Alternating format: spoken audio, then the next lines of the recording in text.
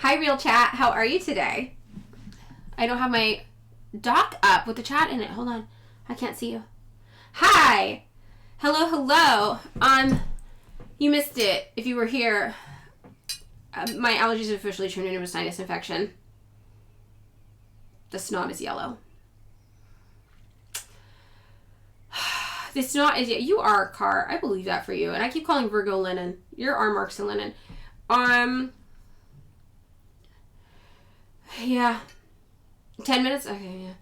Yeah, we got there. It turned into a sinus infection. We're brutal. We're brutal right now. I'm just trying to figure out my audio at the moment. Because I was listening back and I was like, the audio feels weird. Hold on. Yeah, that should be right. Does it sound okay? No, they didn't. They never came back with anything. They never come back with anything. They don't know why they hate North Korea. That's the truth. They don't know why they hate North Korea. They just know they do when they're supposed to. Ukrainian Antifa. 678. You're back now. Why are restaurants in North Korea required to have pictures of Kim on their wall? What? Who told you this? It's 94 in the chat. It's small. It's small in the chat. Small in the chat. Okay.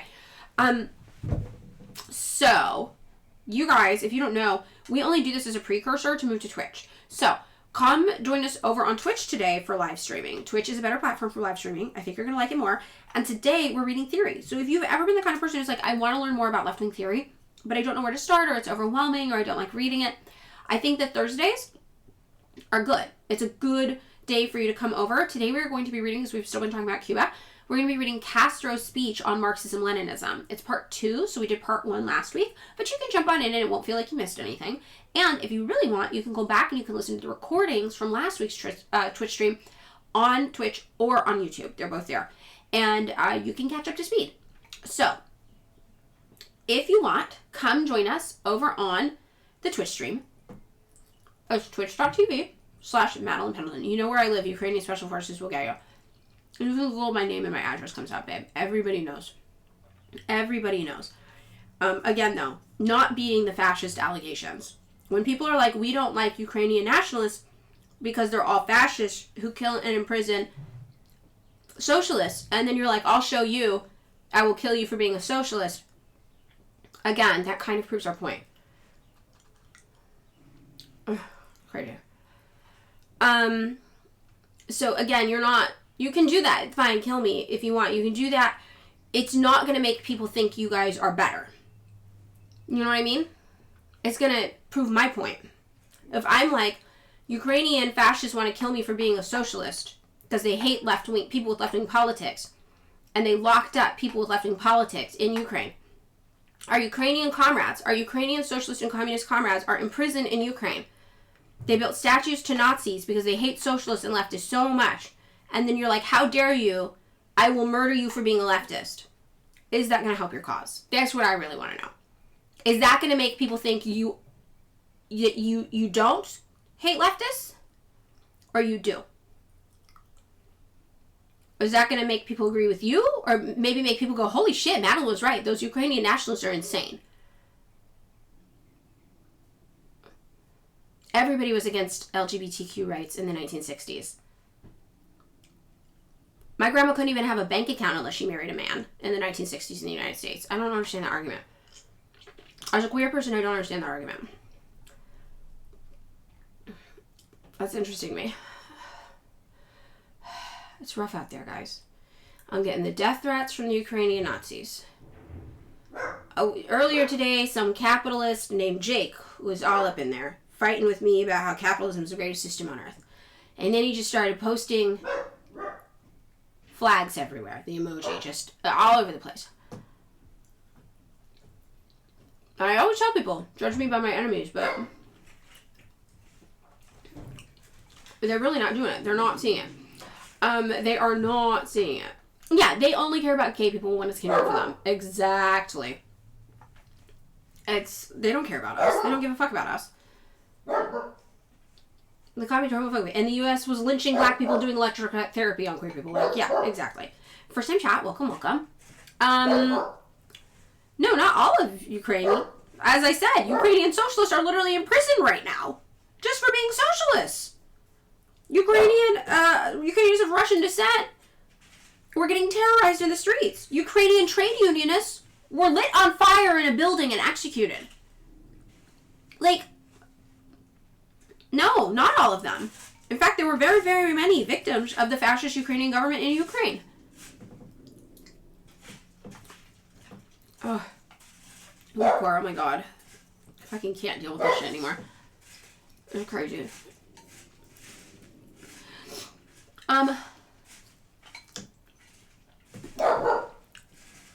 What's crazy about the Supreme Court classified conversion therapy as freedom of speech? Do that on your own if you're an adult, but the problem is people fucking do this to their little kids. People do this to gay teenagers and shit. Have you guys ever seen But I'm a Cheerleader? It's a queer... It's a 90s movie, maybe early 2000s movie. You can actually watch one of the streams because you hate coming in on the middle of political content. Okay, yeah. Stay. Right, so it's about a conversion therapy camp. But it's a gay love story with Natasha Lyonne and, what's her name? Clea Duvall. It's great. It's a great movie. Great movie. Okay. So, you guys, come join us over on Twitch. It's Thursday, so it's not Fuck Off Friday, so I'm not going to be mean. But I am going to tell you that we're reading theory today. It'll help you to read it with somebody, probably, if you're not used to it. I know a lot of you guys never know where to start. This is a good place to start. This is Fidel Castro talking about Marxism-Leninism. But it's a speech he's giving to the masses. So that means it has to be written for mass appeal in a time, where a lot of people didn't really understand what communism was. So it's very, very easy to follow and understand, and he does a good job of breaking down the core ideas of communism. Even if some of you guys... Yeah, we were talking about But I'm a Cheerleader. So the news is weak. So yeah, come on over. How many people do we have over here on Twitch right now?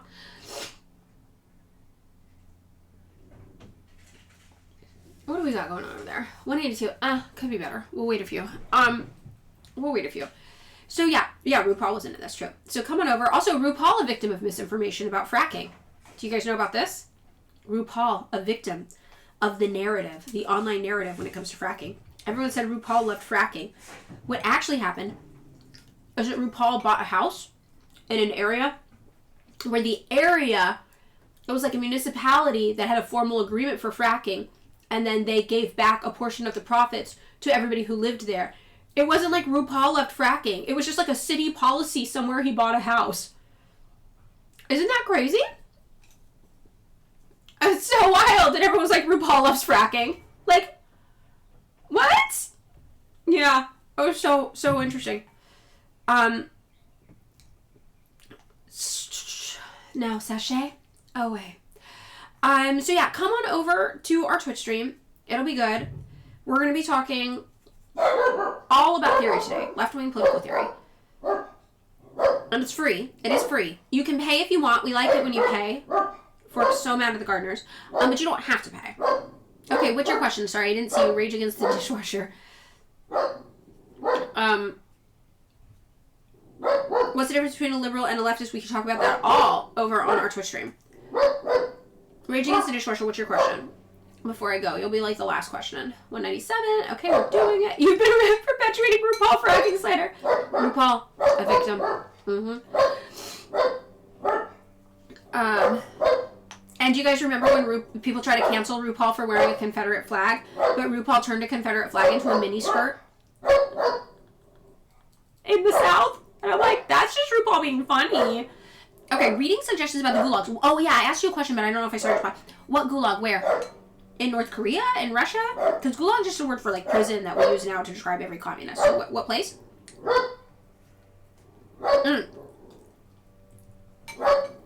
I don't have anything in my reading list about Russian gulags. There's nothing there. I don't have anything off the top of my head, but I'll try to find something for you, okay? I don't have it like handy anywhere, but is there any specific question you want to know? Just like how they worked in general? Because they operated differently under different eras of the USSR. 202, okay. Smash Ultra actually died in a Russian gulag, R.I.P. We'll miss you. We'll miss you. Just general. Okay, I'll try to think about something if I can find something that deals with them specifically that's not like weird propaganda stuff. But yeah, they did operate differently at different times based on what was going on. Like, immediate post-revolution, it's going to be a totally different system than like in the 80s, you know? And there was one point in time, definitely, where we have data showing that the United States had more people incarcerated than the USSR did. And also their gulag system was really interesting. These are just talking points. Maybe you can like look up these key facts and find things.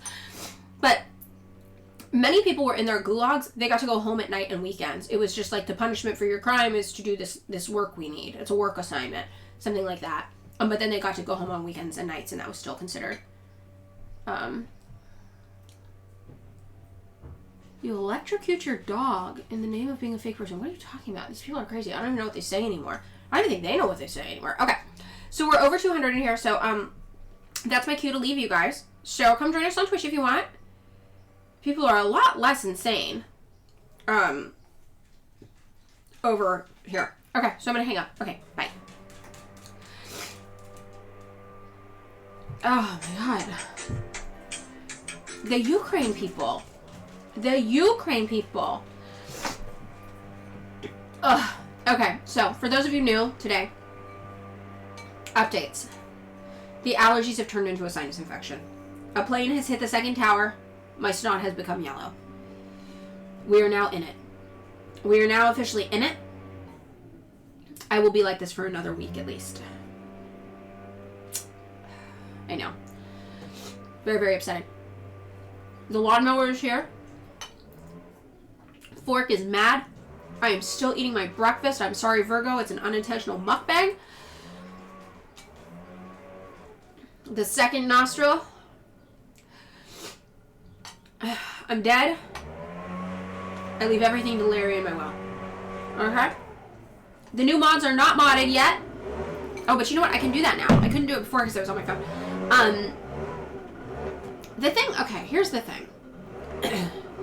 I feel like the Ukrainian Nazi thing, the nationalists, I feel like if we just let them talk enough, they out themselves. And then other people are like, holy shit, these people are crazy. And you're like, yes, we've been trying to tell you. They are not good people. All right, let's see if I can find this picture I took of the poll results.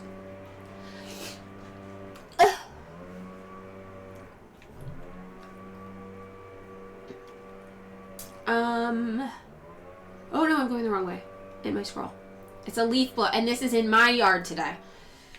It's actual.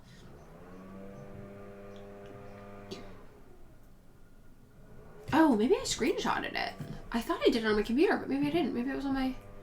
Yes, it was here all along. It was here all along. All right, let me get this set up for us. We will have new mods in no time.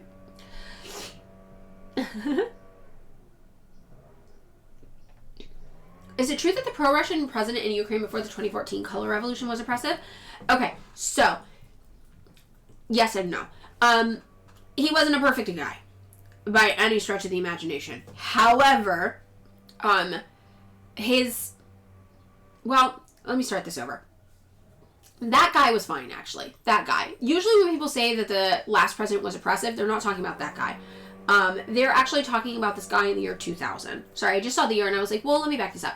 In the year 2000, they did have a president who was involved in a scandal for assassinating a journalist, and that was real. So in 2004, that was their next election cycle. The United States started investing heavily trying to run pro-United States right-wing candidates, and that's how we ended up with the Orange Revolution. Now, then our interest kind of waned in the region. We stopped investing so much. So by the time 2014 came around, that leader, he wasn't a Marxist, right? But he wasn't in particular very oppressive. Nothing like what we saw happening once the Nazis took over there. So that guy, no. And there was corruption. I'm not going to pretend like there's not corruption. Ukraine always had a lot of corruption going on after post-USSR. It was not ideal. But definitely nothing that would justify a regime change operation, and definitely nothing that came after that was comparable in terms of brutality. Does that make sense?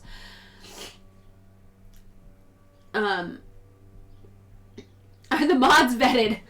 They're vetted by the community, baby. We got all democratic centralism up in this chat. This chat operates on democratic centralism. So we'll hold another election for mods. When do you guys want to hold another election for mods? Virgo was vetted because I saw your takes and was like, this is a person I agree with a lot. We trust them. Maybe we should have mod elections every so often. What do you guys think? Once a month is too much, but I'm afraid I'll forget if it's not monthly. If it's not on the 1st.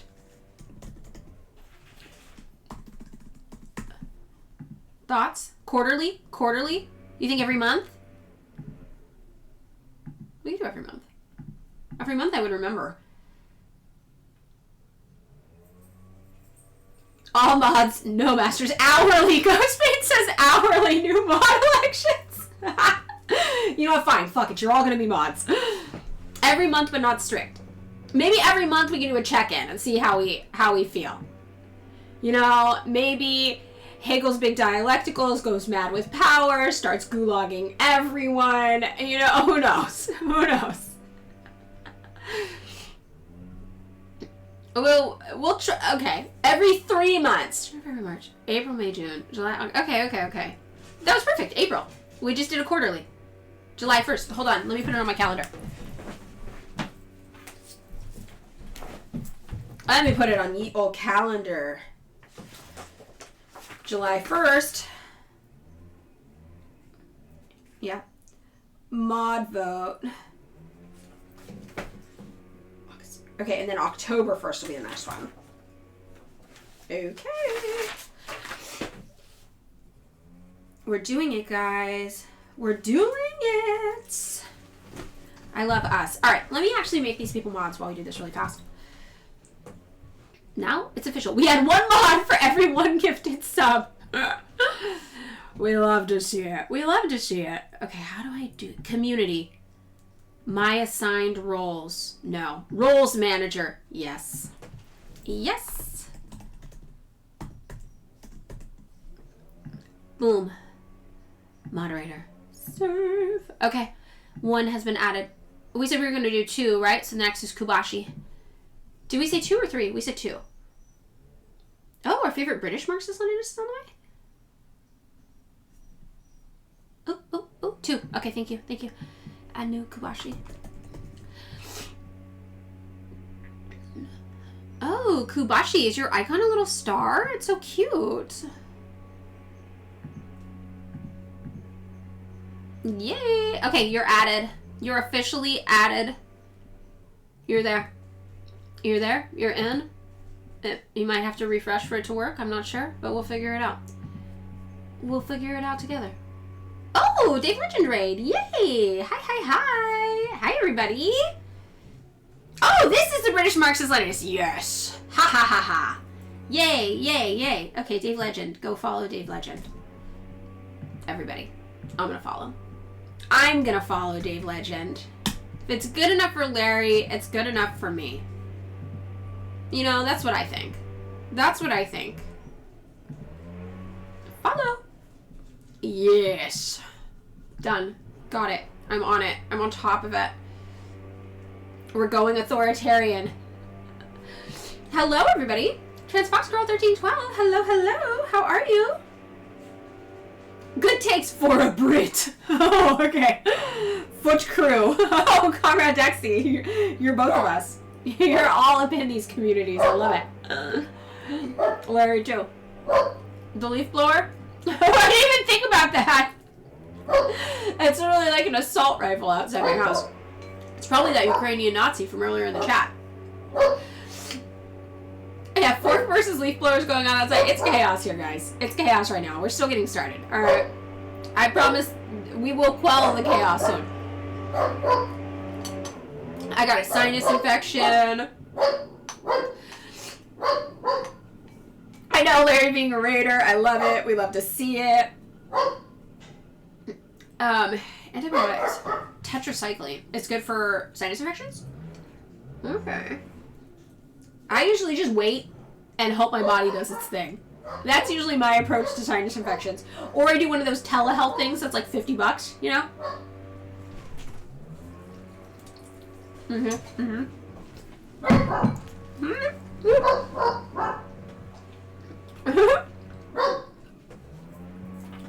Oxygen's got it. Mukbang leaf blower fork pork extravaganza. You know, where I was a little lower. Thank you. It was a little lower today. I don't know what's up with that. The Cuba content. We've lost some people from the Cuba content, but those who have stayed, we're getting Cuba pilled together. So, you know, I feel like when we get back to the daily activities, we'll be back to our daily numbers. 322 is a little more like it, right? Yeah.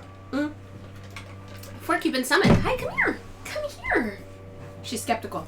No treats. She's like, I don't know if I should listen. Come here. Come on. Do you want to? No? You want to run away? Okay, she ran away, actually. She just left. So, I can control that. You should up for more Cuba content. Great. We're doing Cuba content today. I don't care. You know, it's not for everybody. What's the saying that millennials used to have, like, embroidered on, like, cute little cross-stitch patterns, like, when you'd walk into their apartments? How do you lose copies with Cuba content? I know. I think, though, people like current events a lot, is what I'm learning. People really like current events. They like to feel like they know what's up, what's going on. A lot of people might be like, I know a lot about Cuba. I might check in with the current events thing today instead. You know, and that makes sense. That makes sense to me. I get where they're coming from with that. Castro, those who have no revolutionary fever, those are fervor, I'm guessing, right? Those who have no revolutionary enthusiasm. We don't want them. We don't need them. I love the Cuba content as well. I love it. I love Cuba. I'm so Cuba pilled. I get very thing-pilled easily, though. I think that's a part of the ADHD, if I'm being perfectly honest. Part of me is stalling for a few minutes, because I think... Part of me stalling for a few minutes. Because I think that they're about to be done doing my part of the house. I think they're about to move on to my friend's part of the house with the gardener, which will calm things down a little bit. You know what I mean? A little bit. I'm canceled now for the stallage joke? I'm so sniffly. Horrible. Horrible. And so spring has sprung. That's how you know it's spring. You know, there's like the groundhog that if you can see its reflection, its shadow or something, it's spring. That's like me, but when my allergies start acting up and become sinus infections. The first sinus infection of the season, that's how you know it's spring. It's just gonna get worse from here, chat. First time on Twitch, yay! I'm so glad, you're gonna like it. So we're just waiting for the gardener to be done, because I don't know if you guys know this, but my house doesn't have real walls. They're like this thick. It's almost like lath and plaster, but worse. My house was a kit house, so you can hear everything. So we're just gonna wait a little bit for the gardener before we do this, and then we're gonna be reading some theory today. Where is it? No sacrifices in vain. Hello, where is it?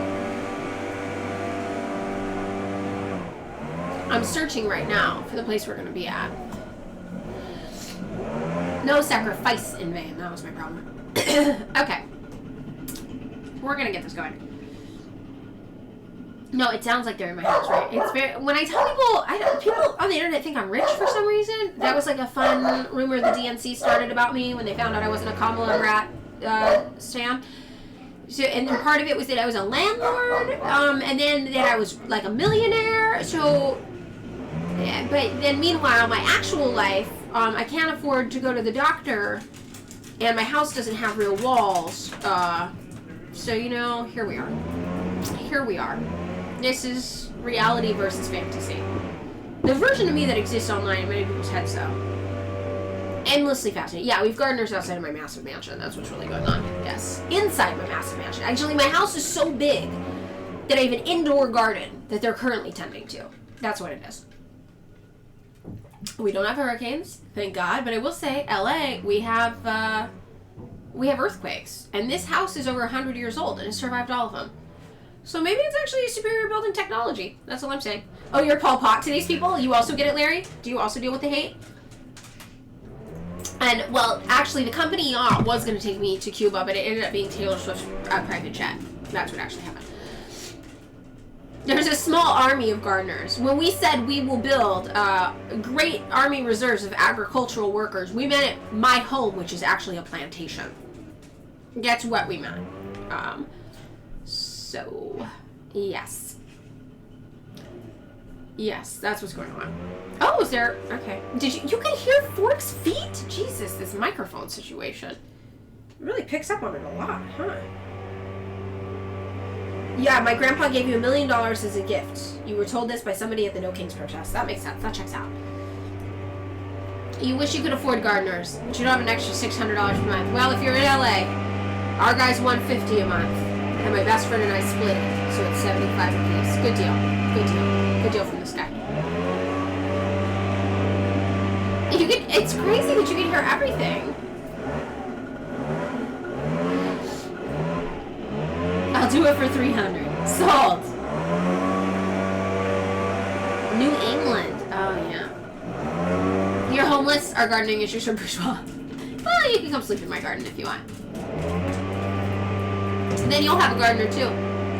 Yeah.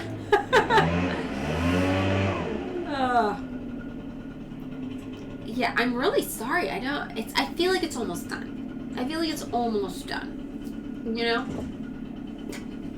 You can hear it all. You can hear it all. Gardeners for everyone. No, but for a while I did think about putting a shed in my yard. Because my friend was like, I'm afraid I'm going to be homeless. And I'm like, what if we build you a really bomb shed that's like a studio apartment. And we run electricity to it and you can just live in my yard. This is my solution.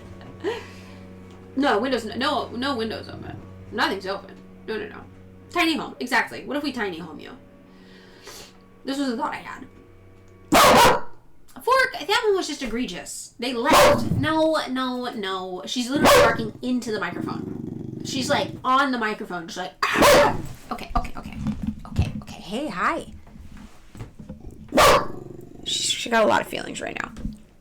That hurts. You're literally killing them, Fork. Them. Well, when your chairperson speaks, you listen. What am I supposed to do? She's in charge of me. I'm like, oh, okay, too. You know? She must be hurt. Bork. She literally, though, like, walked up to the microphone and then was just like, like she's a singer in some metal band or something. Fork, come here. Come on, leave it alone. All right, here's what we're going to do. Chat, I'm going to give the dog a treat that takes a long time to chew. And then I'm going to come back, and then we're going to read on Marxism-Leninism. All right, you guys, does that sound good? I think it sounds good. I'm going to silence this woman in my household, damn it. I'm going to silence her as quickly as possible. One time I told an anarchist that I wanted to silence them online, and then they acted like I personally gave them a death threat for like a month. It was so funny. They're like, you want to slaughter me. You threatened to murder me. You're reveling in the thought of my blood spilling in this very moment. And I was like, bitch, I just wanted you to shut up for a few minutes, but okay. It was awesome. Yeah, you guys see if you can get this hype train up. I don't know how you do that. Do that, and I'll be right back. Hold on. We'll put up the Fork screensaver. It's a Fork incident. She gets a Fork screensaver.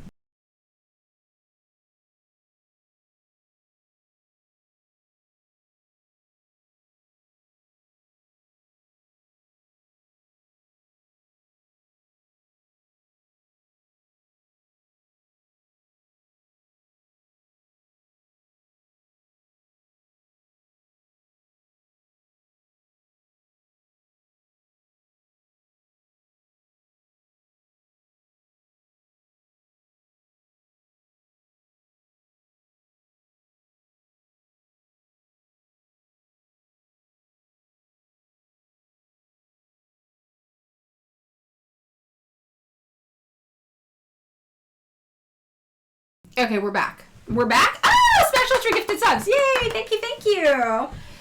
Yay. Thanks, guys. So nice. We're on hype train level 3. I don't know what the levels mean.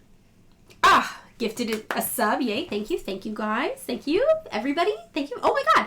B, yes. You've gifted 11 so far. It's really nice. We have a good gifting community here. Good sub gifting community. I like it. I like it. It also helps me because I do just kind of designate a lot of this money for like random activist stuff. I'm not always going to be able to share it with you what I do. Some of it I can't. But whenever I can, I'll tell you guys what your subs pay for.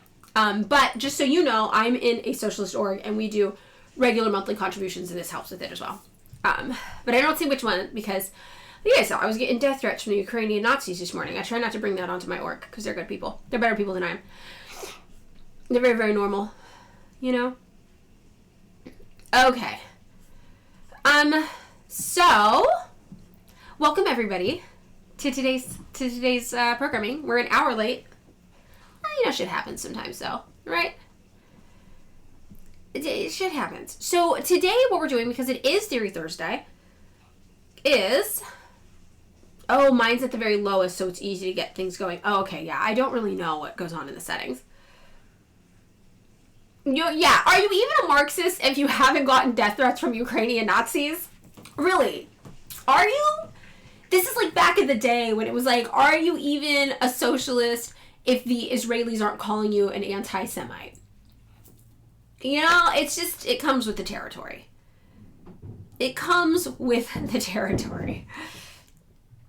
All right, so let's get into today's actual content. We're picking up where we left off last week. So last week on Theory Thursday, we read through around half of Castro's speech on Marxism-Leninism.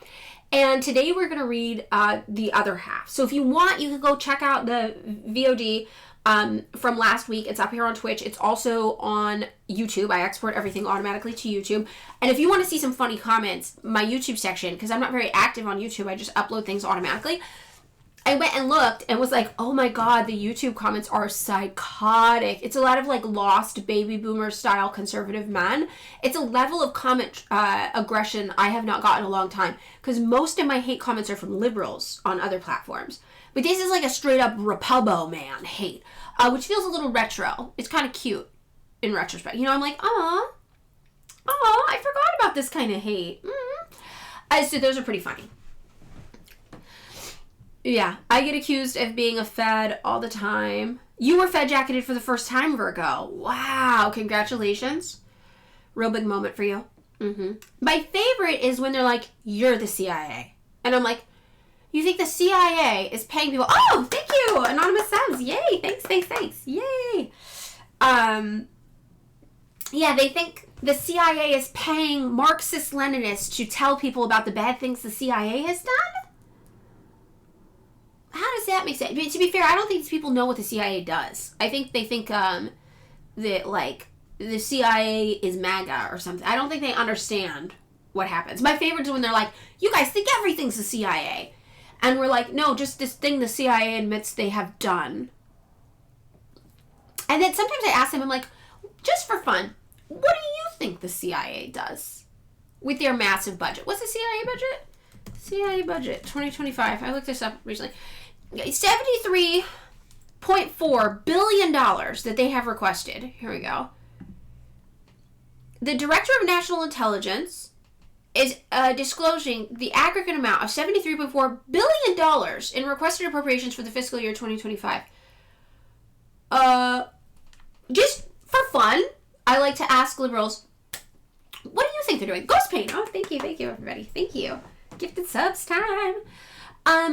Yeah, what do we imagine this money's doing, if not destabilizing countries with socialism, or countries that are in danger of going socialist, or countries that just have a thing we want and they don't want to give it? What do you think they're doing with that money? That's my favorite game to ask them. Like, legitimately. I'm like, tell me just an example.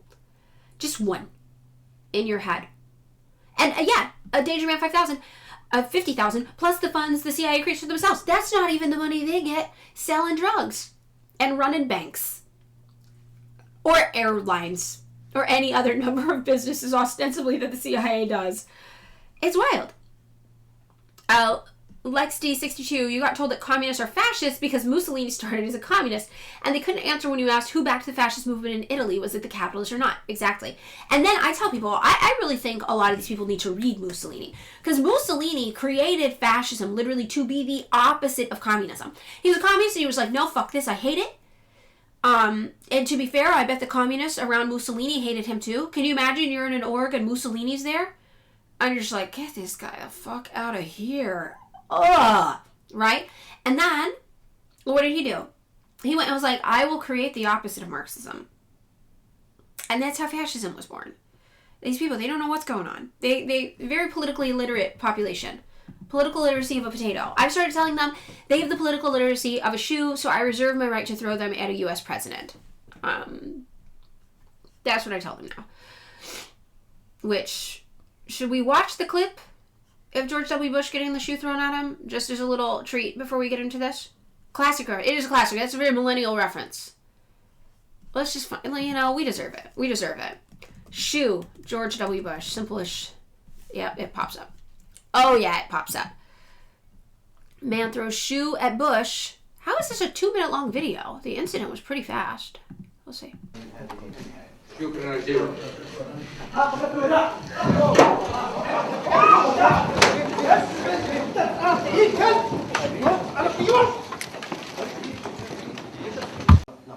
كثيرا من هذه النهاية. شكرا جزيلا.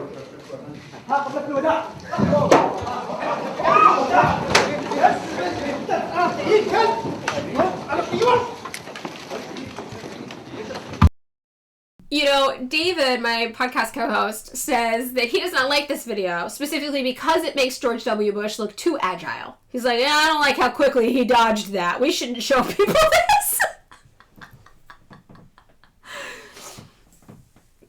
Me, if you had a shoe in your hand or George Bush feet, I know, like, ugh. And you guys know I've been alone in a room with that man, right? We've talked about this. I have now officially been in a room with 2 presidents, 2 world leaders, and one of them is George W. Bush. And the George W. Bush one, it was just me and him. Just the 2. I haven't told you guys this story before. I'll tell you the story also as a special treat before we get into this. Yes. So when I was 12 years old, I think I lived with my grandma at this time, maybe. And my grandmother was the head of the Republican Women's Committee of Central California. It was like a volunteer role she had. She was a gym teacher. And for those of you who also are not up on the lore, many people have speculated my grandparents were probably in a lavender marriage. So I'm just going to put that out there. So she volunteered for the Republican Women's Committee because she literally thought, this woman literally believed abortion was killing babies. And you know that old thing people say to catch people on the abortion thing? They're like, they're not babies. Because if you had the opportunity to save in a burning building 1 6-month-old baby or 10,000 embryos, what would you choose? My grandmother would choose the embryos without a second's hesitation. She'd be like, those are babies. I'm saving 10,000 babies. So this was her level of thinking. And this is why she was a single issue voter. And it was literally abortion is murder and those are babies. So whatever. So she ended up breaking her leg, I believe. She was in a wheelchair this week that very important presidential candidate was coming to town. It was not when George W. Bush had been elected yet. And she was so stressed out because she was like, I'm setting up this event. I'm supposed to set up this event at a restaurant in Fresno, California for George W. Bush. And he's this candidate running for office, for president. I think he could win. Oh, we got our hype chest.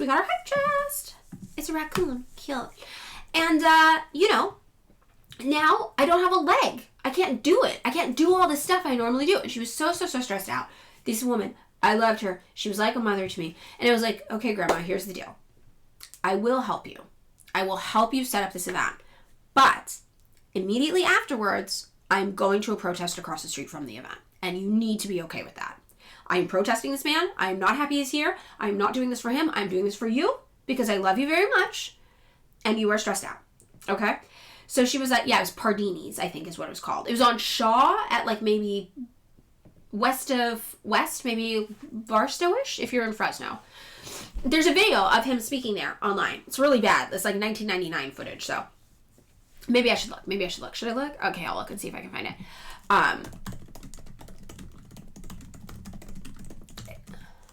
I think it was called Pardini's.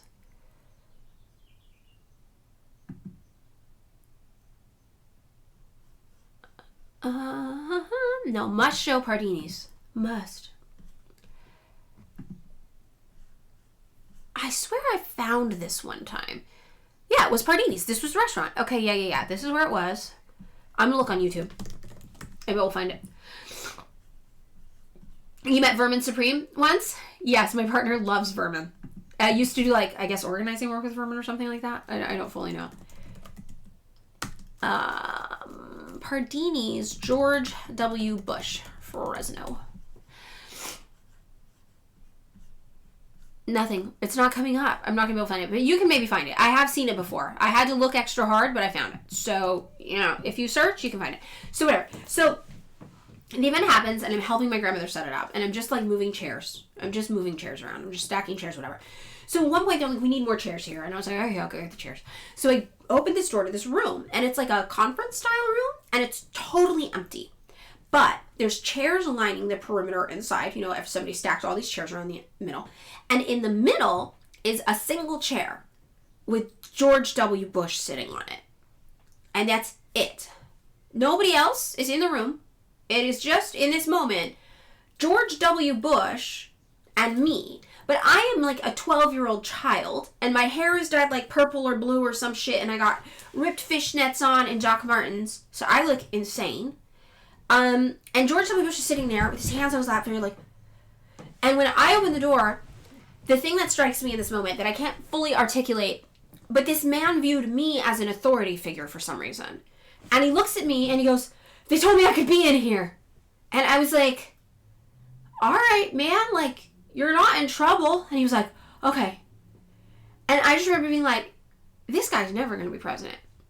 This guy's so weird. Look at me. I'm a 12-year-old with purple hair and ripped fishnets on. Why did he think he needed to answer to me?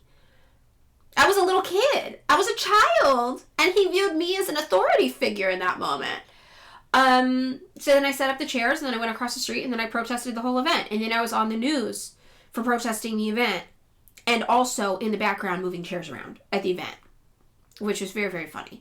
So yeah, that was it. That's the time I was alone in a room with George W. Bush, the war criminal. But I was a 12-year-old child. I didn't know what to do with that opportunity, I guess. Very interesting, right? Small raver child, yes, Moggs W. Exactly. And I was literally like, why is this adult acting like I'm in charge? I don't understand. He's an adult. Yeah, it was a flip-flopper. Age 12. Uh-huh. It was wild. Very, very wild. So, that was one of two times. The second time being, obviously, when I was in Cuba, and Miguel Diaz-Canel gave a lecture to us, but I was not alone. There was like 1,000 people in that room. Still pretty cool, though. Pretty cool. Yeah, he was never an adult, as Comrade Lilith says. He was a frat boy. He was scared of girls. He was scared of everything. That man. 4-inch Madeline frame mocked W. Bush. Yeah. Yeah, those things take forever to get. The docs, yeah, there's no way those are coming off. 4 inches. Yeah, he saw it and he was like, I hate it. I should kill it. That's what happened. No wonder Cheney picked him. Exactly. And I also want you guys to know, before we get into this, just wrapping up this story, if you're younger and you don't know much about Dick Cheney, right? Even if you're a Marxist, you might not fully understand Dick Cheney. When Kamala Harris pranced around with the Cheney family on stage, you have to know what that felt like to a generation of millennials and Gen X. Because the Cheney family, Dick Cheney's the devil. That man murdered like 1 million people. Bad, horrible deaths in the Middle East. This man was so fucking deeply evil. Seeing that, I suspect even for people who don't consider themselves Marxists, just your average kind of progressive anti-war millennial or Gen X, that did not do her any favors. That did not win her any supports. Yeah, the only reason Harris courted Liz Cheney is because Henry Kissinger was already dead. I mean, like, yes, like, these were Kissinger-esque figures for us in history. We hated these people. We spent years of our lives, even if you were just a progressive liberal at the time, out on the streets with signs yelling about how these men had blood on their hands, how Dick Cheney was the literal fucking devil. So that, I think that even for the people who are like, I can forgive genocide, they probably could not forgive Dick Cheney. And it's so fascinating to me watching Democrats wonder how they lost, right? That man is the devil.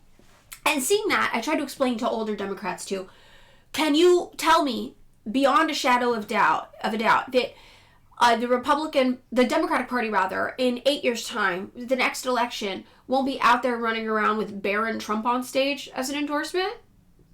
What happens in 20 years? You think Barron Trump's not endorsing Democratic Party candidates? I think they would.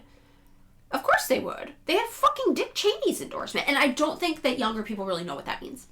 You know? Your lid parents loved seeing her with the Cheneys, but how old are your parents? Are they older than Gen X? I think if you're older than, maybe not even Gen X, like millennials, like if you're like 50, if you're older than like 50, I don't think you cared as much. But I think for a lot of us, we were young when the war on terror was going on, and we were very politically energized by it and motivated by it. You know? You give it 10 years. I mean, yeah, I could see that. They're endorsing Logan Paul or whichever Paul bro was in that video of Trump. You like Dan Quayle better than Cheney. I mean, yeah, this was truly a bizarre era. And I asked liberals once, I was like, would you vote for George W. Bush today if he ran as a Democrat against Donald Trump? And many of them were like, that question actually gave me pause. And I'm like, what? I mean, I'm glad. But what? These people. Dan Quayle, I haven't heard that name in years. Yeah. Okay, so with that in mind, let's get into Theory Thursday, everybody. We are going to talk about Castro on Marxist-Leninism. I am convinced more and more every day that Marxist-Leninism is the way. It is the path forward.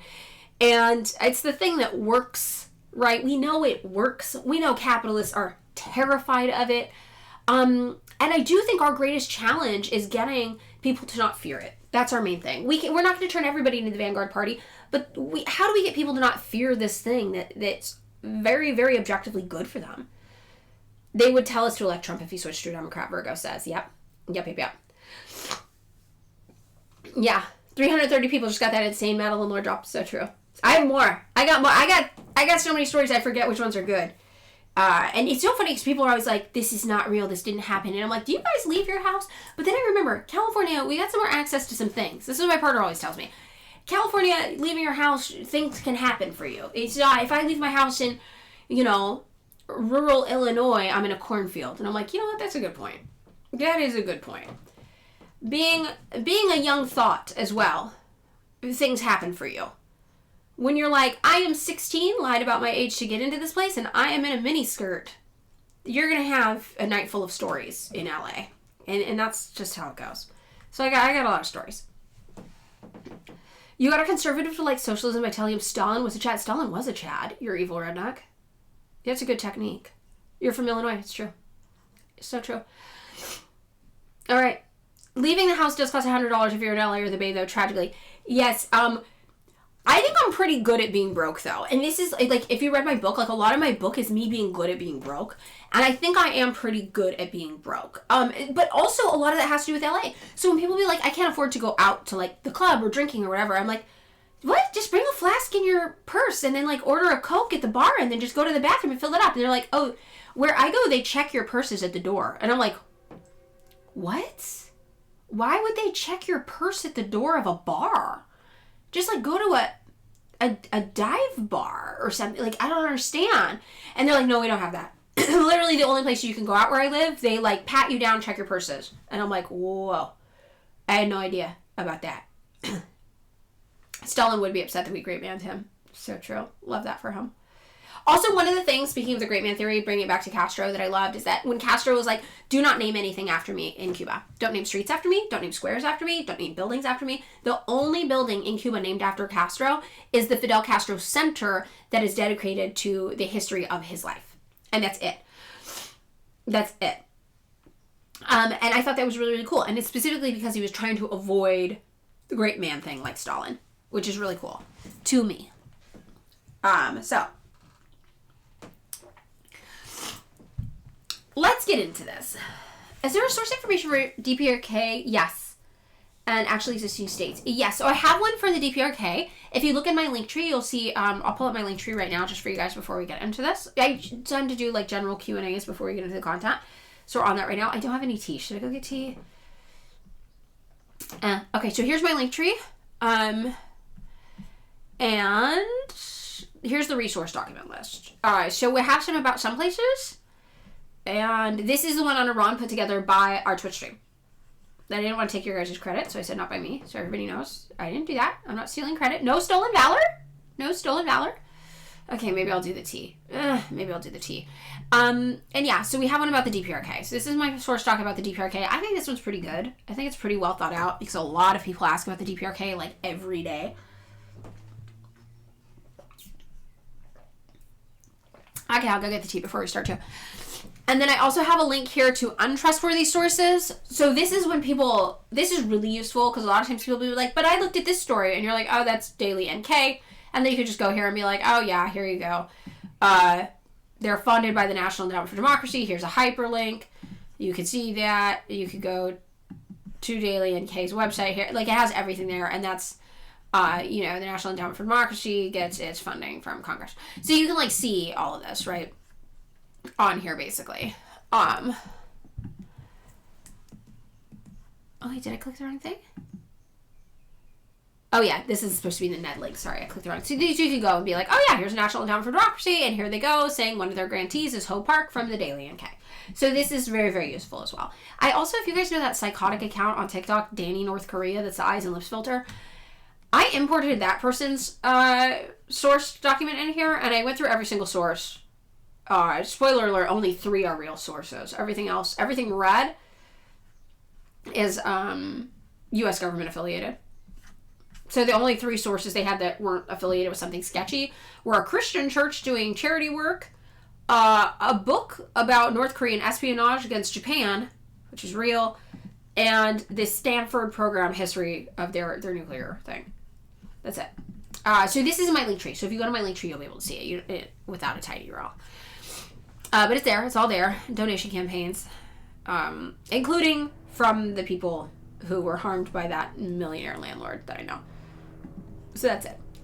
So I'm going to go get tea. I'm going to put you on screensaver, but I'll be fast because I have an electric kettle now. So I'll be right back. Okay?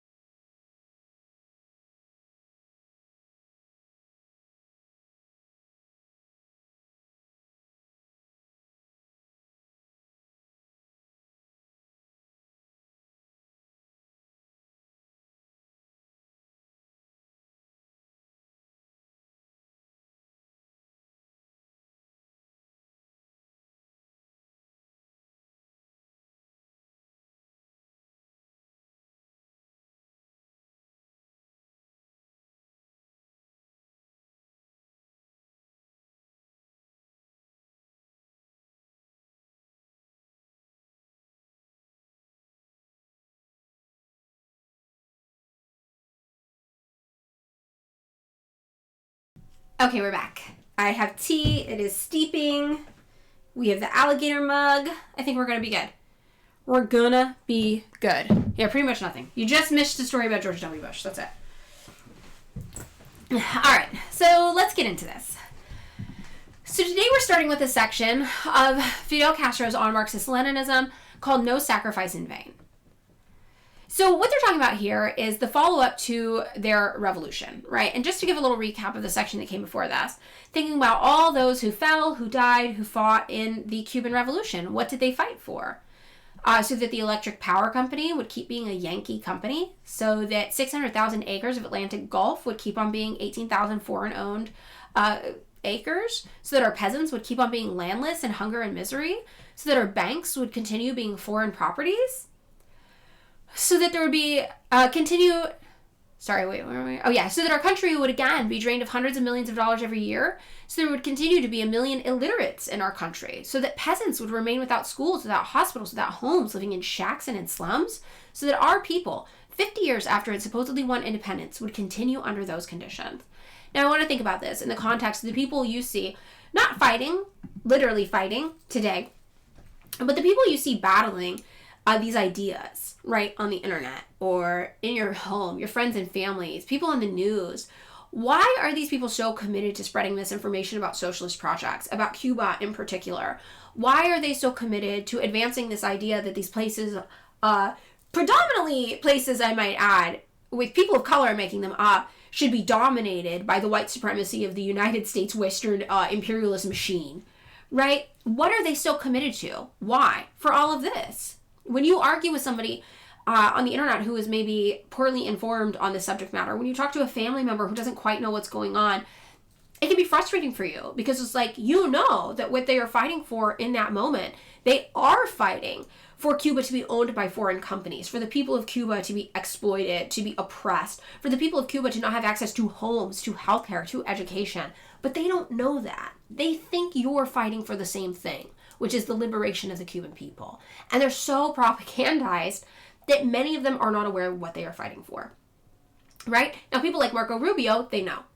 A lot of those Cuban Americans living in Miami, Florida, they know. And that's what's difficult. You don't know if you're talking to somebody who's well-intentioned but ignorant, or you're talking to somebody who's evil.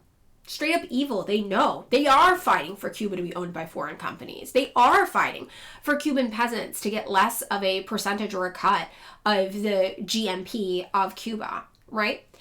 A lot of them, as Middle Earth Marxist says, just wants their family's sugar farm back, right? And this is true. And it can be so frustrating because you don't know who's who. And I'm personally trying to get better at giving people the benefit of the doubt. I used to be really good at this on the internet. And then once I got attacked by the Kamalistans, I lost my patience with them a lot. Because they really exposed how evil they were when they were willing to throw Palestinian lives under the bus during the election, when they were trying to say that you needed to vote for these people who don't care about queer lives, in defense somehow of queer lives. All of the doublespeak can really frustrate you, and it can make you so mad, and you get to a point where you can't help but see these people as villains. Because how can they be so dumb? How can they? It's not that they're ignorant. No person could be that ignorant, right? It's that they must be the other. They must be evil. And I'm trying to remind myself that the United States works very, very hard to keep people ignorant. So a lot of these people, you know, maybe they are just that deeply flawed in how they are conceiving of this. They're so propagandized that they have no idea what the truth is. I'm personally trying to improve that for myself. But it's hard. Yeah, Comrade Dexy, I'm in a red menace, Madeline Ark. I said at the beginning of last year, I was like, I think I'm just going to get real mean on the internet now. And I did get more mean, and it was more fun. But I don't think I'm converting as many people as I used to. You really do have to hold these people's hand through it. And it's challenging, right? It's draining. Yeah, we stand with gay lives, and they don't actually stand with gay lives. Exactly. Yeah, it's very, very challenging. As a former liberal, you were just horribly misinformed. Yeah, all of us were horribly misinformed. As a former anarcho-communist, I was horribly misinformed about the USSR, right? And then once I started learning more, I was like, oh, I fucked up. And then you correct it and you move on. And I make this joke sometimes that being a Marxist-Leninist is a bit like being Catholic, because you atone for your sins and then all is forgiven and you're let into the fold, right? As long as you can acknowledge what you did was wrong and be like, that was fucked up and here's why, we're like, that's all right. We all started somewhere. Come on in. And the reason is because we have to accept at a certain point that we all are heavily propagandized. The default expectation is that we start heavily propagandized and you have to unlearn all the things you thought were true about the world, right? Virgo says, I'm trying to be more convincing than combative. And you think it helped communicate better, but you just start punching down at bad faith liberals. Yes, same. And I'm working on that as well, too. It's very, very challenging. You immediately went to ML first. Are you Catholic? Were you raised Catholic?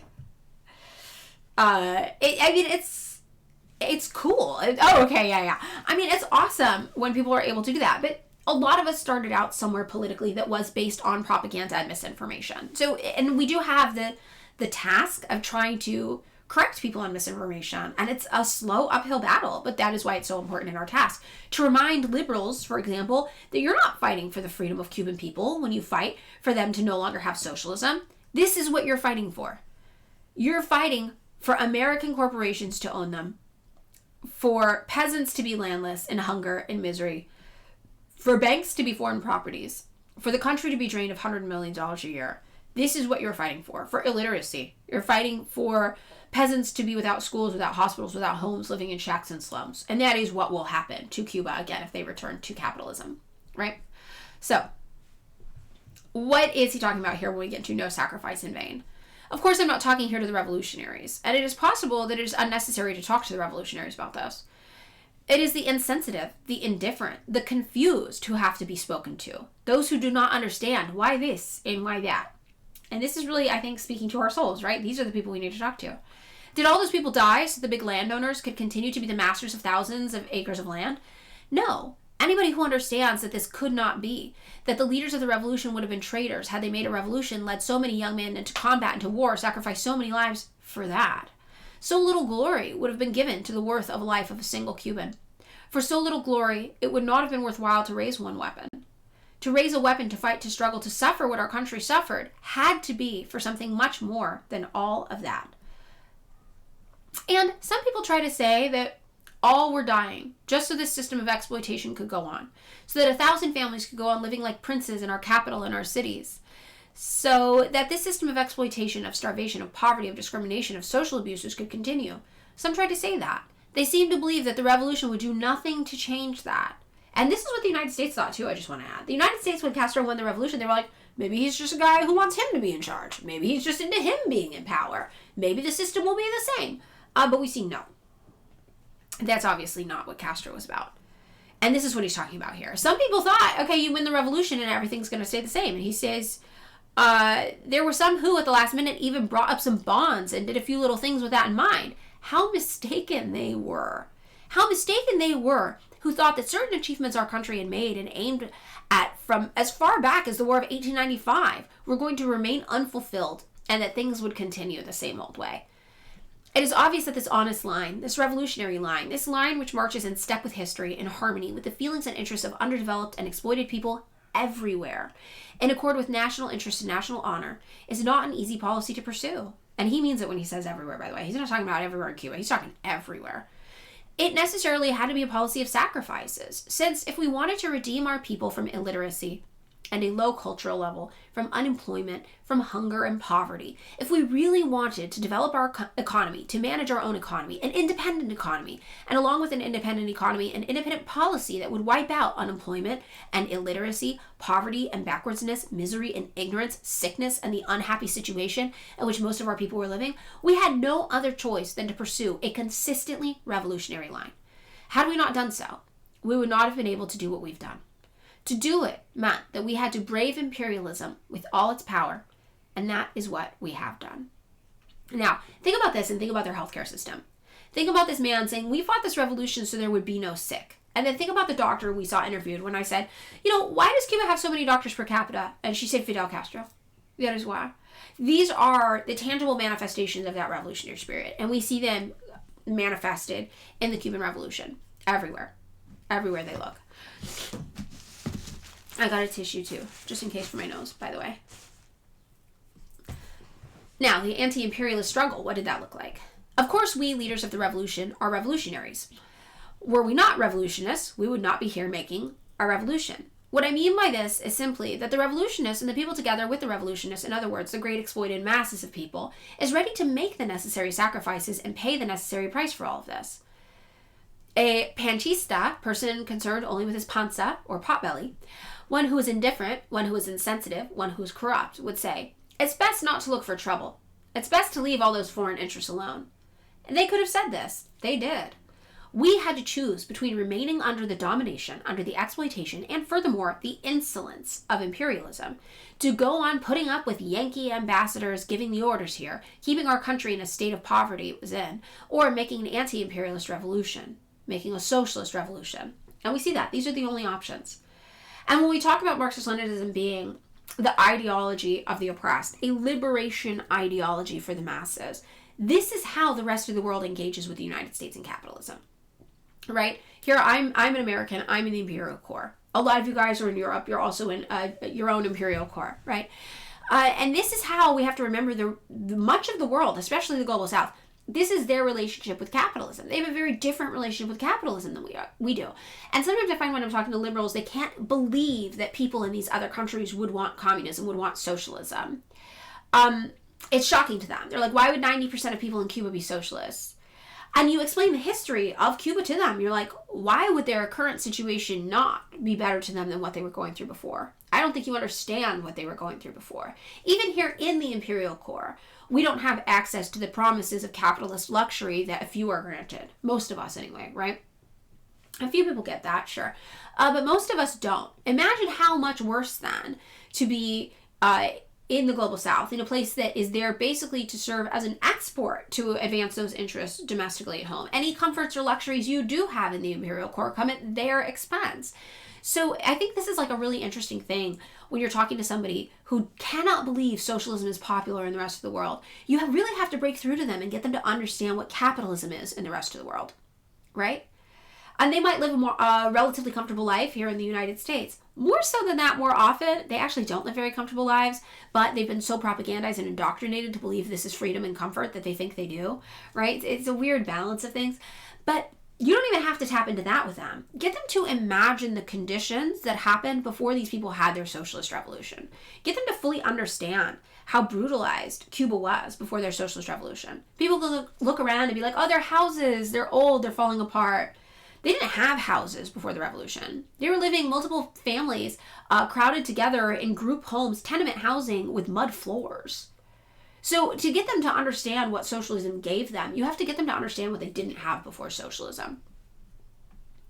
And that's what they say. We had to choose between remaining under the dominion of imperialism, being impoverished, or fighting back. And it wasn't a choice, right? It's fight back. That's what you do. There was no alternative. We chose the only honorable road, the only loyal road that we could follow for our country. And in keeping with the tradition of our revolutionary forefathers, and keeping with the tradition of all of those who fought for the good of our country, that is the path we have followed. The path of the anti-imperialist struggle. The path of the socialist revolution.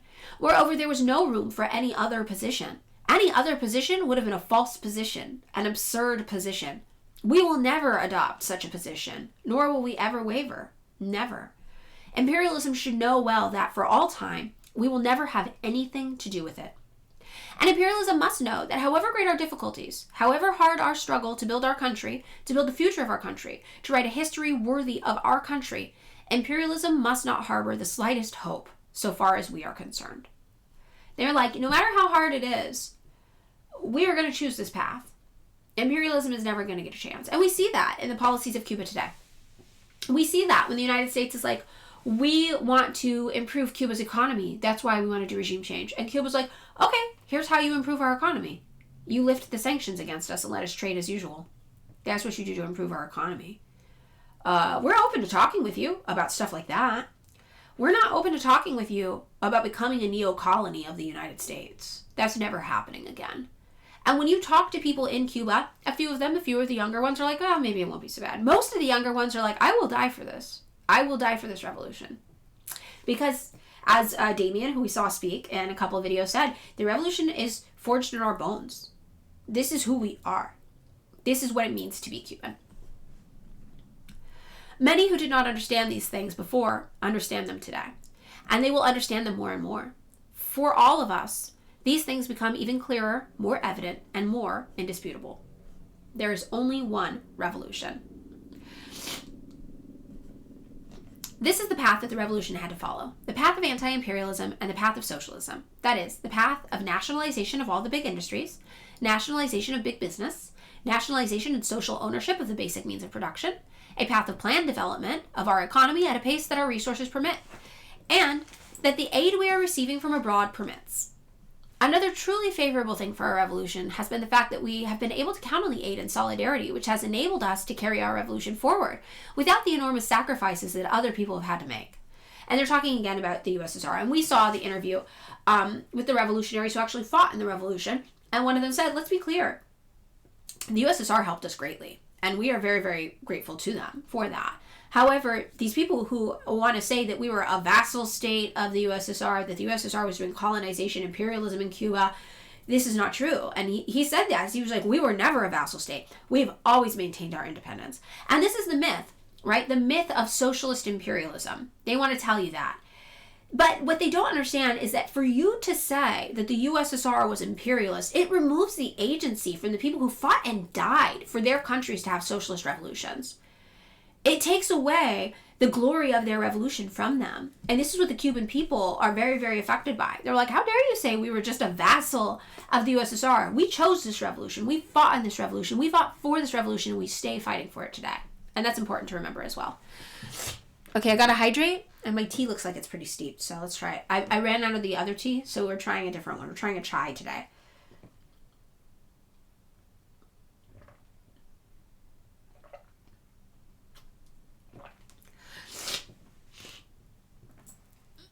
Okay, we'll do more.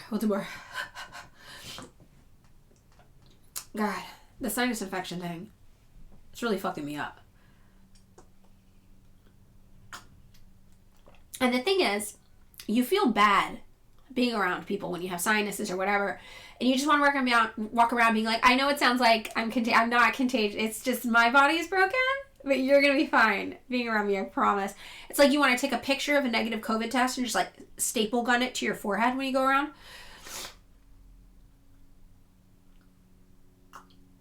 T-board. Thank you for saying T-board and not teabag. I appreciate you.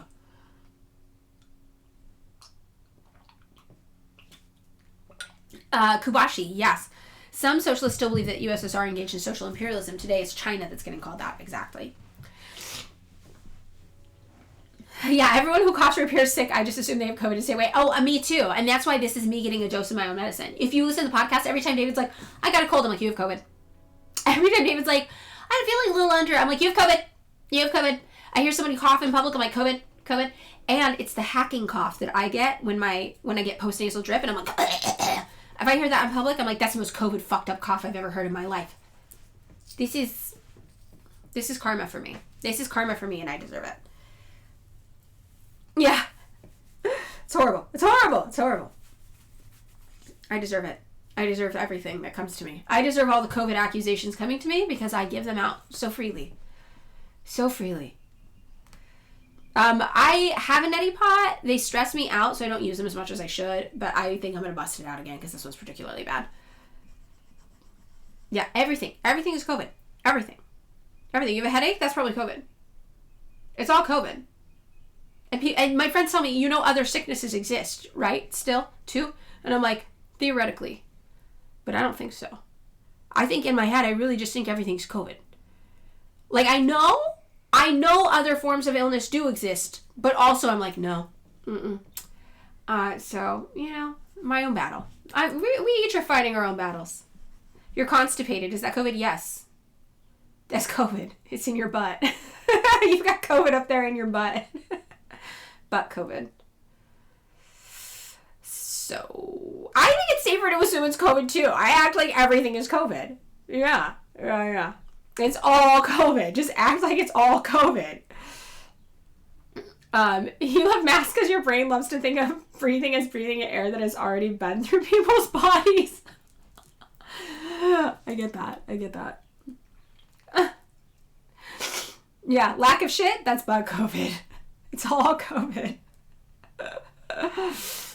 Yeah, the neti pot feels like torture to me too, and I do it like clumsy, and I end up with like snot water all over my face. Like, it's not fun to use a neti pot. Some people are like, I love the neti pot, and I'm like, you're crazy for that. I will use it, but I'm bad at it. You wish the USA would be like Asian countries and automatically wear masks. Why are contagious viruses acceptable to spread? That's what I think too. I'm like, just if here's my thing. When I'm feeling under the weather, I remember to always wear a mask. So my thing is I forget to mask. You guys see it. My ADHD is pretty next level. So I have masks shoved in my bags, in my car, in my pockets. But I forget a lot. And I'll remember if I see someone else wearing a mask, I'll be like, oh, mask. Oh, and if I have one, I'll put it on.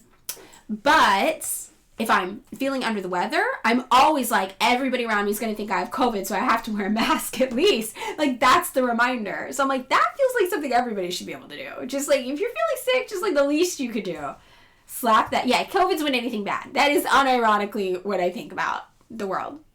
The leaf blower outside my window earlier, probably COVID. Yeah, you gotta do an enema to flush out that butt, COVID. You don't wear masks because you never go outside, yeah. And that's the thing too, I work from home now almost every day, so I don't have like a going outside routine. Ugh. Yes. Okay, so there is only one revolution. This is the path that he's talking about here of what they're doing for their socialist revolution. And he says the revolution had to be anti-imperialist and socialist. Good. There could have only been one anti-imperialist and socialist revolution because there is but one revolution. And that is the great dialectical truth of mankind. Imperialism and imperialism versus socialism. The result of this, the victory of socialism, the triumph of the epoch of socialism, the overcoming of the stage of capitalism and imperialism, the establishment of the era of socialism, and later on, the era of communism. So, people who are older will probably remember we always historically used socialism as a transition phase and communism as the end phase. Younger people don't do that. And they just call everything communism. I see the utility in that both ways. I was under the impression we did this, and I feel like this could be a Mandela effect. There's a letter from Engels to Marx, where Engels is like, for clarity, we will call the lower stage of communism socialism and the higher stage of communism in their writings. But that letter's not available publicly anymore, but also a large number of the letters between Marx and Engels became privatized, oddly enough. Ironically enough. So you can only get them from this one company that now owns all the rights to them. And they used to not be public. Now they put them on the internet through this weird portal, and I just haven't gone and looked for it again yet. So that is why I was under the impression, though, that there was this letter, but young people didn't have access to that letter on Marxist.org. That letter used to be available on Marxist.org when I was young, if I'm remembering this correctly. But again, could be Mandela effect. So, Oh, Hegel's big dialecticals. Yes, rapid tests are less than 40% effective. Yeah, I really do recommend the NAT tests, the NAAT tests, if you can afford them. They are expensive, but I do recommend them. I think they're good. They're molecular tests you can do at home, basically. And that was pretty good. It's so hard to find the letter you're thinking of on that archive. I know. I've looked for it. Their portal is so weird. So that's why some older people, you'll hear say that. That's what Castro is talking about here. The establishment of the era of socialism and later on the era of communism. That's why China says we're entering a stage of socialism in 1950, not communism, right? So people who are a little more old school, you'll hear them do that. People who are a little more new school, they won't make that distinction. And I think both are fine. I'm fine with both, just so you guys know. No one needs to be scared by that. Here won't be any communism. I'm saying this for any anti-communist left out there. There won't be any communism for at least 30 years. So people are like, how long does this take? It takes like hundreds of years to make these transition phases go. Even 30 years was quite ambitious. Just so even our enemies will get to understand what Marxism is. In a nutshell, simply remember that you cannot just skip over an entire historical stage. Now, we see all these little weird left comms on the internet today being like, stagism, that's stagism. Stagism is not a thing. They are literally just describing Marxism and they're mad about it. That's it. They're literally just describing Marxism as every Marxist has understood Marxism. I am not sure where these stagism people popped up from as somebody who has been communist for decades. This is just communism, right? You cannot just skip over an entire historical stage. You go from feudalism through capitalism to socialism to communism if we're breaking up the lower stage and higher stage in that way. You can say lower stage communism, higher stage communism, whatever. Everybody knows this. I don't know where these kids on the internet with Twitter accounts who call you a stagist got this from. I'm not really sure. So Quabache, how do we know when communism has been achieved? Most definitions of higher stage communism tend to be global. That's when you get the global. Like, everybody's kind of in it, doing it together kind of a vibe is usually what people think is the higher stage of communism. But it's very, I don't know, it's just very, very weird that they're trying to rewrite this. And even when we saw Lenin say, oh, everybody knows that this is true, there's no use talking to people who pretend like it's not. And Lenin said that in his writings. We've talked about that in some Theory Thursdays in the past. This is what Castro's saying as well. You can't skip over entire historical stages. We know that. So I'm not sure where these kiddos come from trying to rewrite Marxism. And I'm telling you, a lot of them have straight up not read Marx. And this is like a thing on Twitter. Like, this is when I did the thing about chapter 1 of Capital, talking about commodity fetishism and exchange value and commodities. And a lot of people were like, what does exchange value have to do with commodity fetishism? And I'm like, are you guys not reading Marx? And the same thing. When people are like, well, you don't have to do the stagism thing, a stagist reading.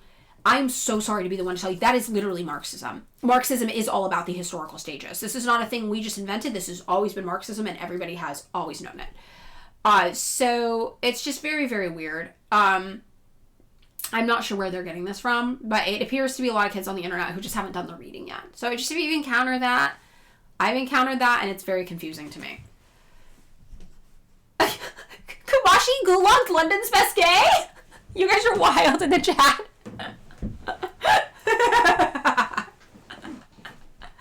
Wow. Mm-hmm. Yeah, people are saying we're stagists now for just reading and understanding Marx. It's very, very bizarre. I don't understand these people at all. I'm like, why be a Marxist if you hate what Marx said? That's what I don't understand. It's like, just don't be a Marxist then. If you're mad about Marxism, just don't. They really think you can skip capitalism, you can skip socialism, you can skip state capitalism. They just want to flip a switch and go like communism now, and if it's not communism now, it's not real. And that's what they're really working with. It's very, very bizarre behavior on their end. Very strange.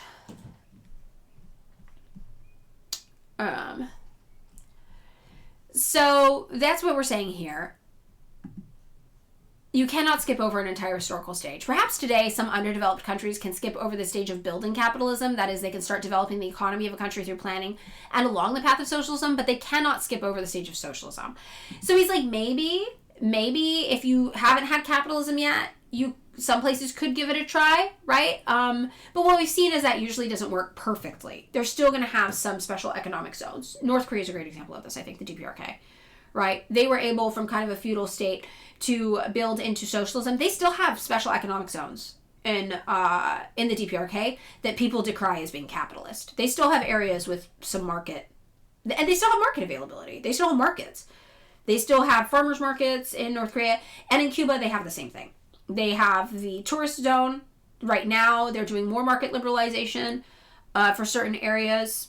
They have that there, and that's stuff people call capitalism, right? But it's not. So they're saying maybe you can skip over the stage of building capitalism, like to a huge amount, maybe some places. But again, this is not even going to be true for everybody. This is not even going to be something true for everyone. So the Soviet Union itself, after 40 years, is just beginning to build communism and hopes to have made considerable progress in the area at the end of 20 years. Thus, we are in a stage of building socialism. And socialism is lower stage, and you're still going to see elements of the previous society left over, which is capitalism. So when we have these two stage, these two form, lower form and higher form communism broken up in socialism and communism, socialism is thought of as the stage that has capitalist elements in it. So even when they say here, when Castro says, perhaps you can skip over the stage of building capitalism in some places, but you can't skip over socialism. Socialism has some stages of capitalism in it still, by the way they're defining this. So if you're younger, you might not be used to hearing those defined that way. I just want to clarify what that means for people who do use them separately. So even in this, Castro is saying, okay, fine, even if you skip over the stage of building capitalism, you're still going to have elements of capitalism where you are in a stage of socialism, in a stage of lower phase communism, which is what it actually is. So I think that's just an important thing to clarify, right? I am a Marxist-Leninist. what is the socialism we have to apply here? Utopian socialism? We simply have to apply scientific socialism. That is why I began by saying with complete frankness that we believe in Marxism, that we believe it is the most correct, the most scientific theory, the only true revolutionary theory. I say that here with complete satisfaction, applaud, and with complete confidence, I am a Marxist-Leninist, and I shall be a Marxist-Leninist to the end of my life, and everybody applauds. And now, what kind of Marxist-Leninist am I? Am I a halfway one? We revolutionaries don't know how to be anything halfway. We only know how to be 100% something. And to that, we shall dedicate our efforts, our energies, our entire selves. Moreover, it is a great satisfaction to have been illiterate at the age of 18 and to feel revolutionary as I do now, 30-odd years later. I think the odd years run to 36. I've learned a thing or two in 18 years, and I still have a lot to learn. And what is that we are telling people with complete candor and with complete loyalty and with all clarity, as I have always spoken to the people, always with complete frankness? Did I have prejudices? Yes, and I believe it is good to talk about that. Did I have prejudices about the communists? Yes. Was I ever influenced by imperialist and reactionary propaganda against the communists? Yes. What did I think about the communists? Did I think they were thieves? No, never. I always regarded the communists at the university and elsewhere, he was college educated, it's worth having, he went to school to be a lawyer, as honorable and honest people and all that. But, well, that is no special merit, because almost everyone recognizes these qualities in them. Did I have the idea that they were sectarian? Yes. Why did I have such opinions about the communists? Simply, I am absolutely convinced that the ideas I had about the communists, not about Marxism, not about the Communist Party, like the ideas many people have, were the products of the propaganda and prejudices instilled in us since childhood. And this is the same stuff we're dealing with today, right? Practically from school age, in the university, in the movies, it says anal, everywhere else, you can tell when it's like they screenshot, or it's like the speech to type, where they just use an image of it to guess what the letter is. It's clearly a D, but they have written anal. Probably because they have butt COVID as well. I should say so. Do I believe they could make mistakes? Yes, I believe they can make mistakes. Marx, Engels, and Lenin could make mistakes, and they themselves were the first to admit that they could be wrong, that they could err, because they did not think themselves infallible. And this is true.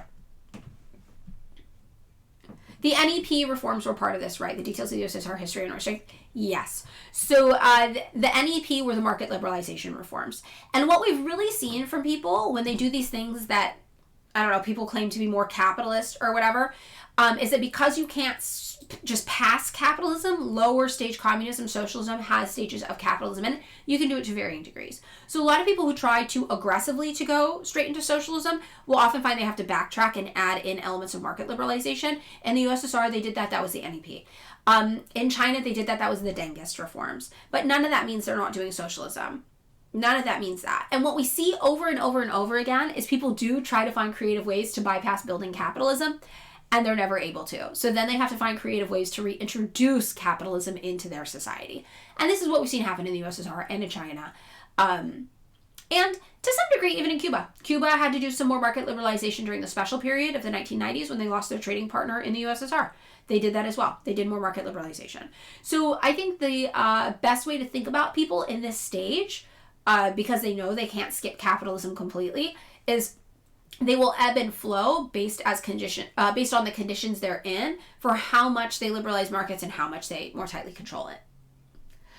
Marxist Gamer Zero says, as a random side note, did we know that 50% of 30-year-olds don't have children? I wonder if capitalism will collapse due to people not wanting to have kids. I mean, that's a really interesting question. Yeah. I'm 39. I don't have kids. I'm never going to have children, right? A lot of people are like this. That's very interesting. The butt COVID TikTok rumor. Hold up. That part of the theory actually makes you think about the Trotsky-Stalin power struggle. Okay, what do you think? Let's talk about it a little bit. Yeah, 50%'s a lot, actually. That is a lot. Raise your hand if you own a house in America and you're under 30. No. I bought my house when I was in November of 2019. So what is that? So I was 32.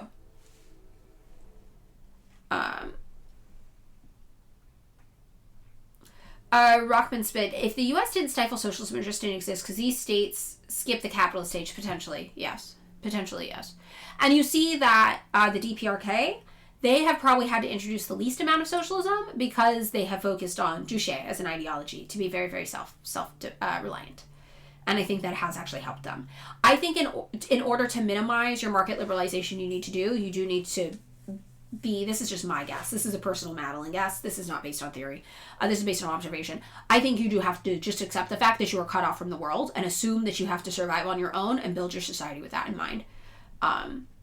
Because otherwise, the more subjected to the global market you are, the more you will have to change, because capitalism is so volatile, right? So the market is going to have highs and lows and whims and peaks in different areas and sectors. Like, for example, if you have a lot of gas and you're engaging in the world market by selling your gas, right?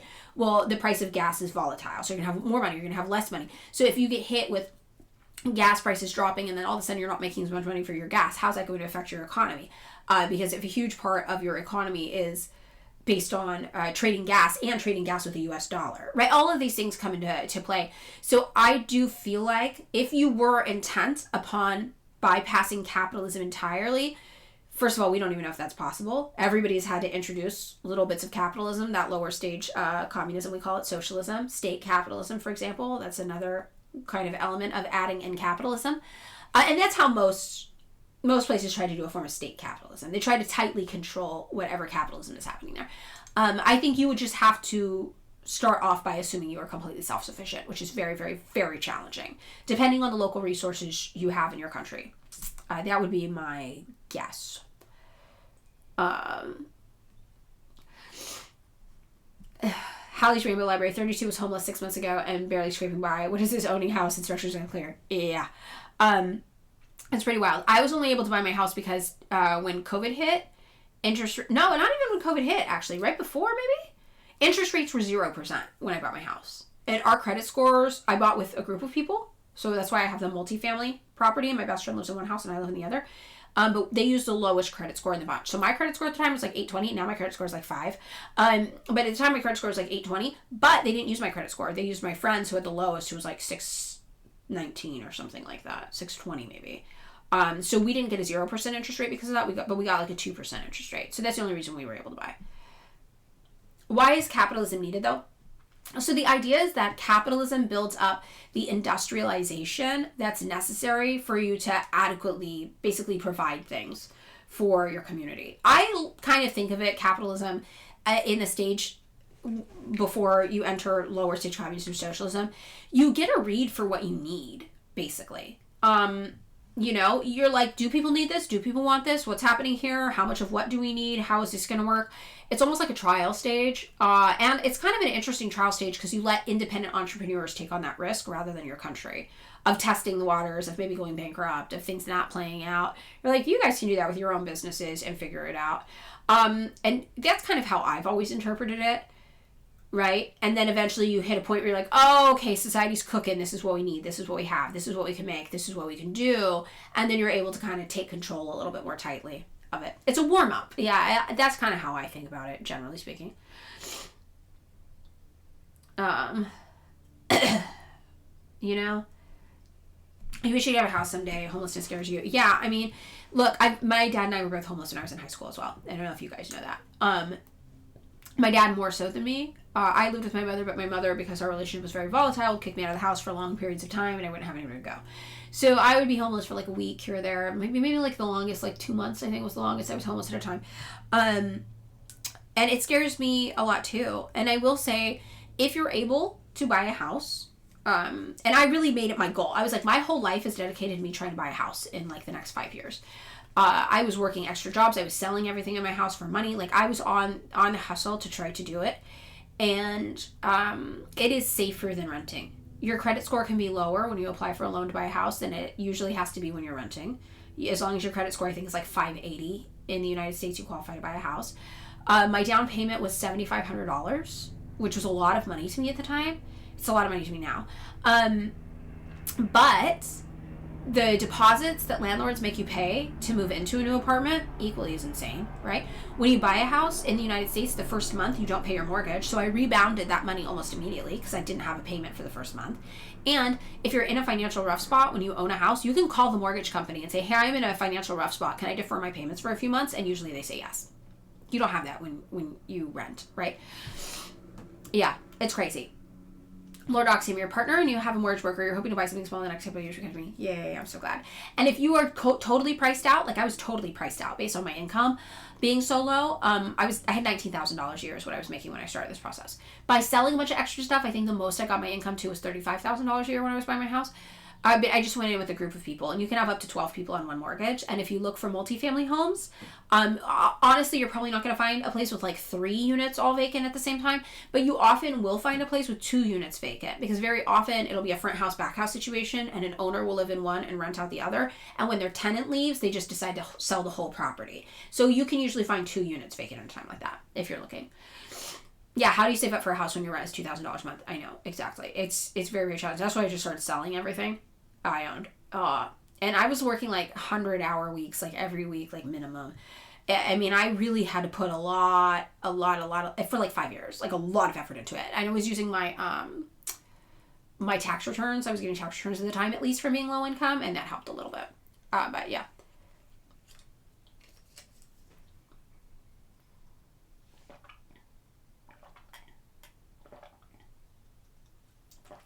So if you can pull it off, it's like cruel, because it actually is so much easier than renting. And I think I've told you guys now, I have a 3-bedroom, 2-bath house in centrally located LA. If you're in LA, I live in Atwater Village, right next to Griffith Park, with parking and a yard, and it's $2,500 a month, under $2,500 a month. And that includes the gardener payment and stuff like that I share as part of my HOA.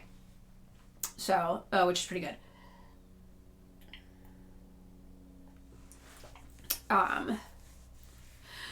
Yeah, 100 hours a week. How do you find these multiple jobs? I would literally just sell things like eBay, Craigslist, Depop. I literally would sell things for like $5 on Depop. I mean, when I tell you, I was not working efficiently at all. I was just like, oh, you'll give me $5 for this? Okay, yeah, I'll do 5 hours of work to sell this for $5. Sure, why not?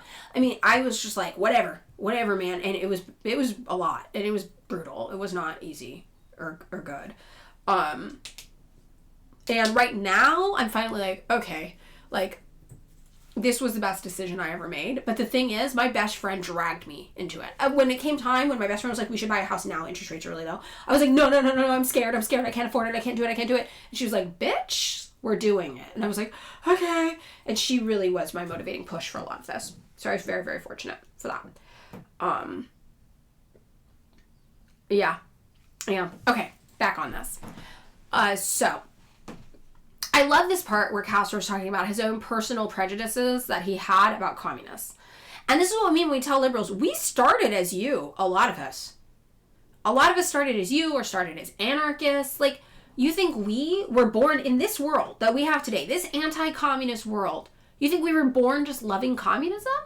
No. We harbored the same bullshit, bad ideas you did about communism, about the communists killing everybody, about the communists stealing things from people.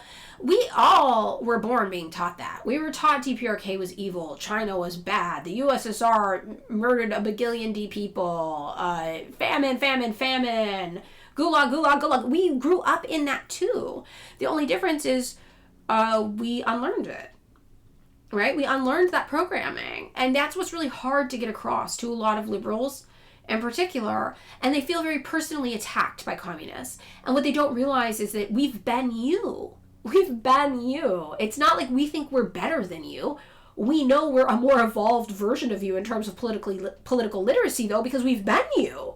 We've been there, and we know we were politically illiterate when we were in your shoes, right? You used to think communists were in psychosis? That's what your history teacher told you? Wow. Very, very interesting. There's a beat in there somewhere. Famine.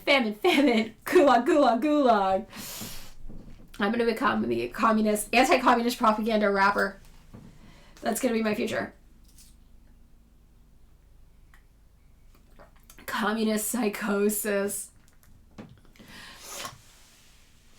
You were always open to communism, even when you're schooled in massive propaganda campaigns. I feel like sometimes it backfires. Like, if you're in a place that's, like, so anti-communist and you know you hate these people, you're like, well, anything they hate can't be that bad. Right? Commie block apartment to you. Oh my god, amazing. Okay. So, the merit in being a communist, right? My opinions of the members of the Communist Party, the opinion they really deserve.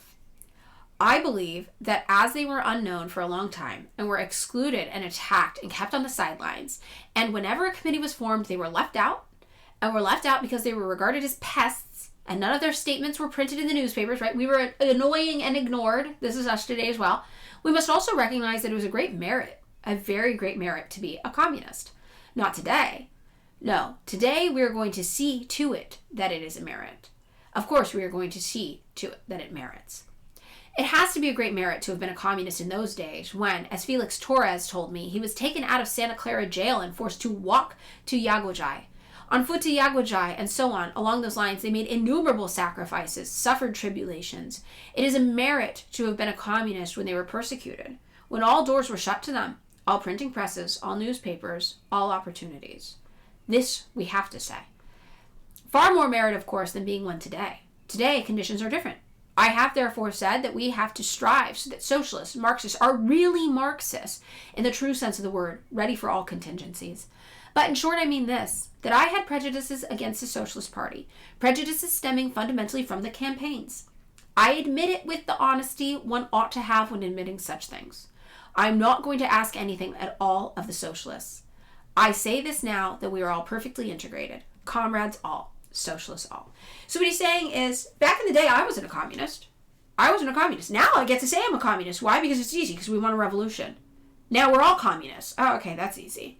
But back in the day, back when it was hard, I wasn't a communist. And they were. And look at what they did. Look what they had to fight against to be a communist. And he's like, now it's easy. Now we're all communists. But I can't take credit for that, because I was not a communist when it was hard.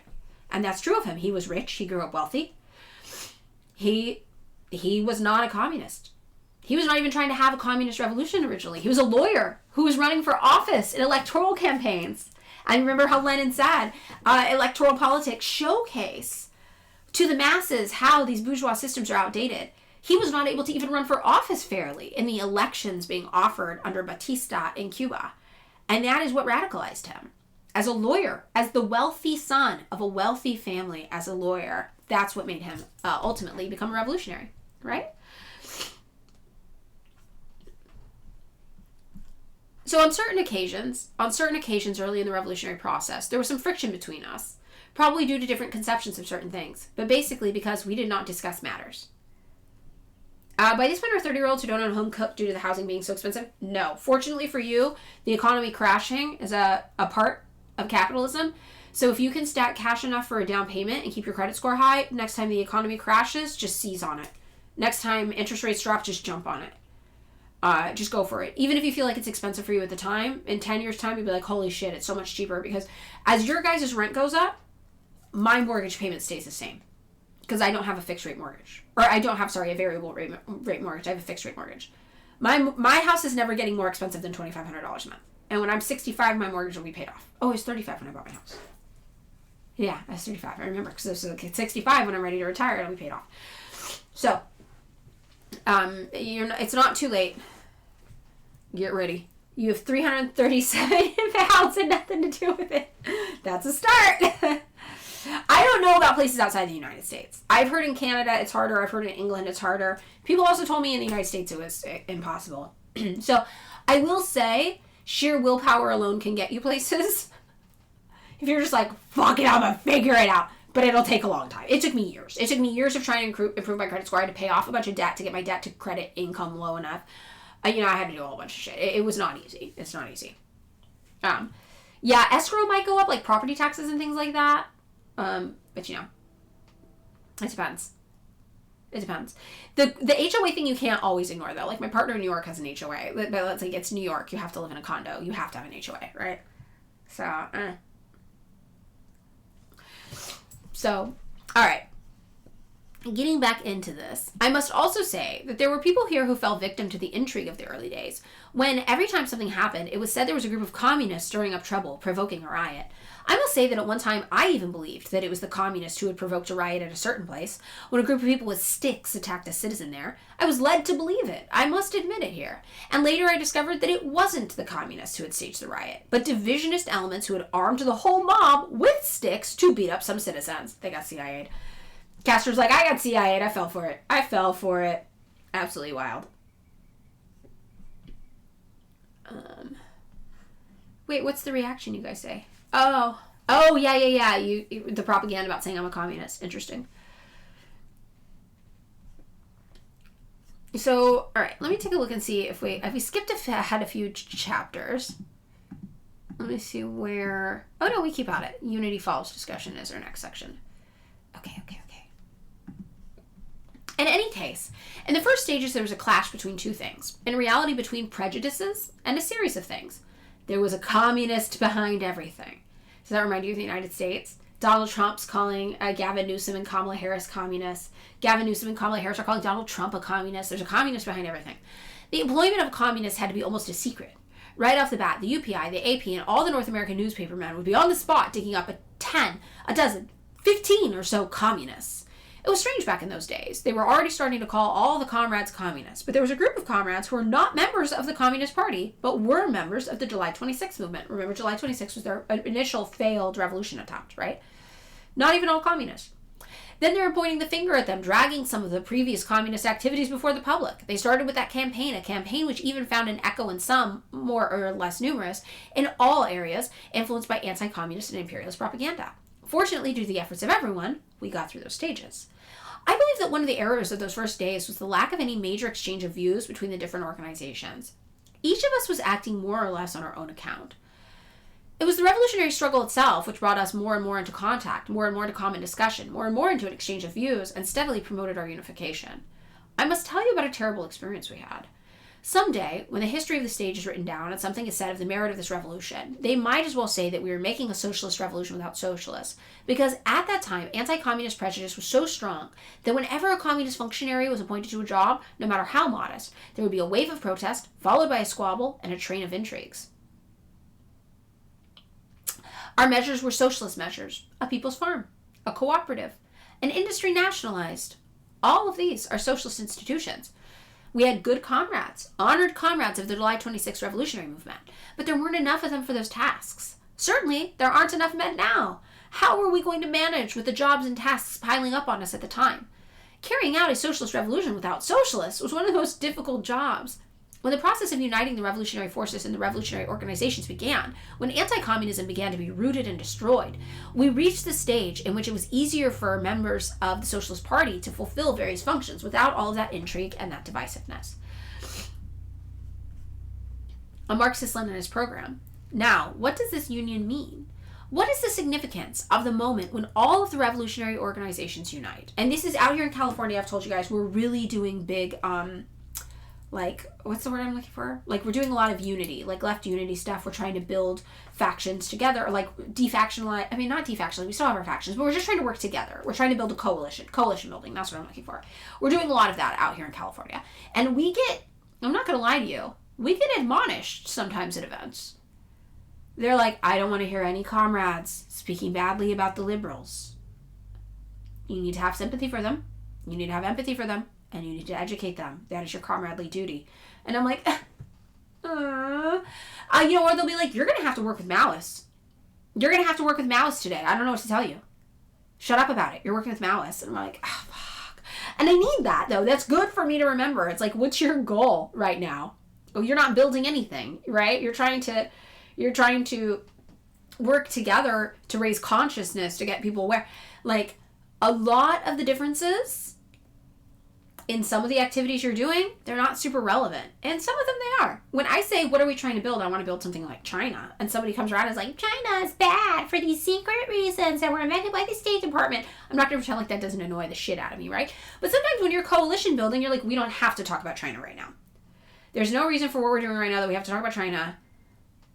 And we're doing a lot of that out here in California. And it's something I am not particularly good at as a form of self-critique that I need to get better at. I need to get better at that, and I'm trying to get better at that, right? We're not in China. We don't have to talk about China right now. Coalition building is really what's being talked about here. You don't have the numbers to be that invested in your faction, right? You don't have the numbers. And he's like, we worked with people who weren't socialists. You just don't have the numbers to be that picky right now. You're trying to build a socialist revolution without socialists. So either make more socialists or start being a little more open-minded. And I think that's a really good lesson. I know I can learn from that. Maybe you guys are better at that than I am. I'm a little bit of an ideologue edgelord when it comes to some of this stuff. But, it's helpful for me to remember, right? So, what is the significance in the moment when all of the revolutionary organizations unite? What it means, among other things, is hundreds, thousands of cadres of tested people, of people who had gone through sacrifices, hard trials, difficult trials, who had a political education. And this reminds me of the times people came and said, when are we going to carry out the July 26th program? And I said, what 26th of July program are we going to carry out unless it is a Marxist-Leninist program? Why should we carry out 2 Marxist-Leninist programs? And that is the reality. Anything else would mean building castles in the sky, right? So then unification meant the participation of thousands of cadres, all indispensable, basic and essential to the building of socialism. It meant the participation of all the cadres of the Revolutionary Directorate. The Revolutionary Directorate didn't have as many experienced cadres as had the Socialist Party. Yet there were people who said, no, they want to seize this, they want to seize that. One must be completely ignorant of what a revolutionary really is, to think that a revolutionary just wants to grab a position. What we know about all revolutionaries is that they share in all the work now, and that there is so much work that there are not enough people to handle it all. So much work that some comrades, if they are in the army, would rather go to military school. If they are civil servants, they prefer to go to a school of revolutionary instruction as a vacation. In other words, some revolutionaries find studying easier than the work they have to do, right? So, I think that this is an interesting thing for us to consider. They're still working to build a Marxist-Leninist organization, obviously. It's not like they're going to change their goals. I'm not going to pretend I don't want to build a Marxist-Leninist organization. But sometimes it's helpful to think about the things you have in common with people and work together to achieve those common goals in the immediate future, especially when you're in such early stages of these situations, right? Chat, we talked about working alongside liberals today while reading Principles of Communism. We should be collaborating with people who are closest to us ideologically, but only if they are making concessions to the bourgeoisie, and also that having to worry about disagreeing. Of course, we will disagree. Exactly. And this is what Mao told you, this is what Marx told you, Engels told you. It's like, of course, disagree. When you have disagreements, be like, yes, we disagree. Yes. But work together insofar as you have common goals. So you might not be a Maoist, right? But you might have common goals in this moment with a Maoist. And those are situations where we have to learn to work together because we don't have the numbers, frankly, to not work together on things like that, on what you do have in common, which I think is interesting. The same thing with liberals. Same thing. So all the members of the revolutionary organizations. Today, the revolution can count on all the cadres of the revolutionary organizations. A very important contribution of the Socialist Party has been the cadres of old members, educated in socialism, educated by the Socialist Party. The contribution of the Directorate and its youthful cadres, the contribution of the 26th of July movement, could not consist of politically educated members with long years of experience, but of many young and enthusiastic people, revolutionary by choice, with all of the experience they acquired in the struggle to attain power. In other words, we've all made our contribution in one way or another and have represented the basic forces. And this is usually how it goes. You have young, eager people who are like, I want the revolution today. And you have older people who are not physically able to create a revolution, but have a wide breadth of knowledge, right? And we talk about the difference between the revolutionaries and the vanguard party. The vanguard party is not necessarily revolutionaries. They are people who believe revolution is inevitable, but find that they have the know-how and the structure, the answers to the questions of what happens next, right? Whew. Let's see if we skip this formation of the ORI part. Yes, we do. Okay, a party of selected members is what we're skipping ahead to next. All right.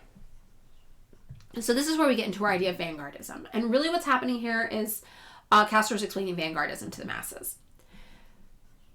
Do we do it like traditional parties, inviting everyone, opening the doors equally to everyone to join the party? No.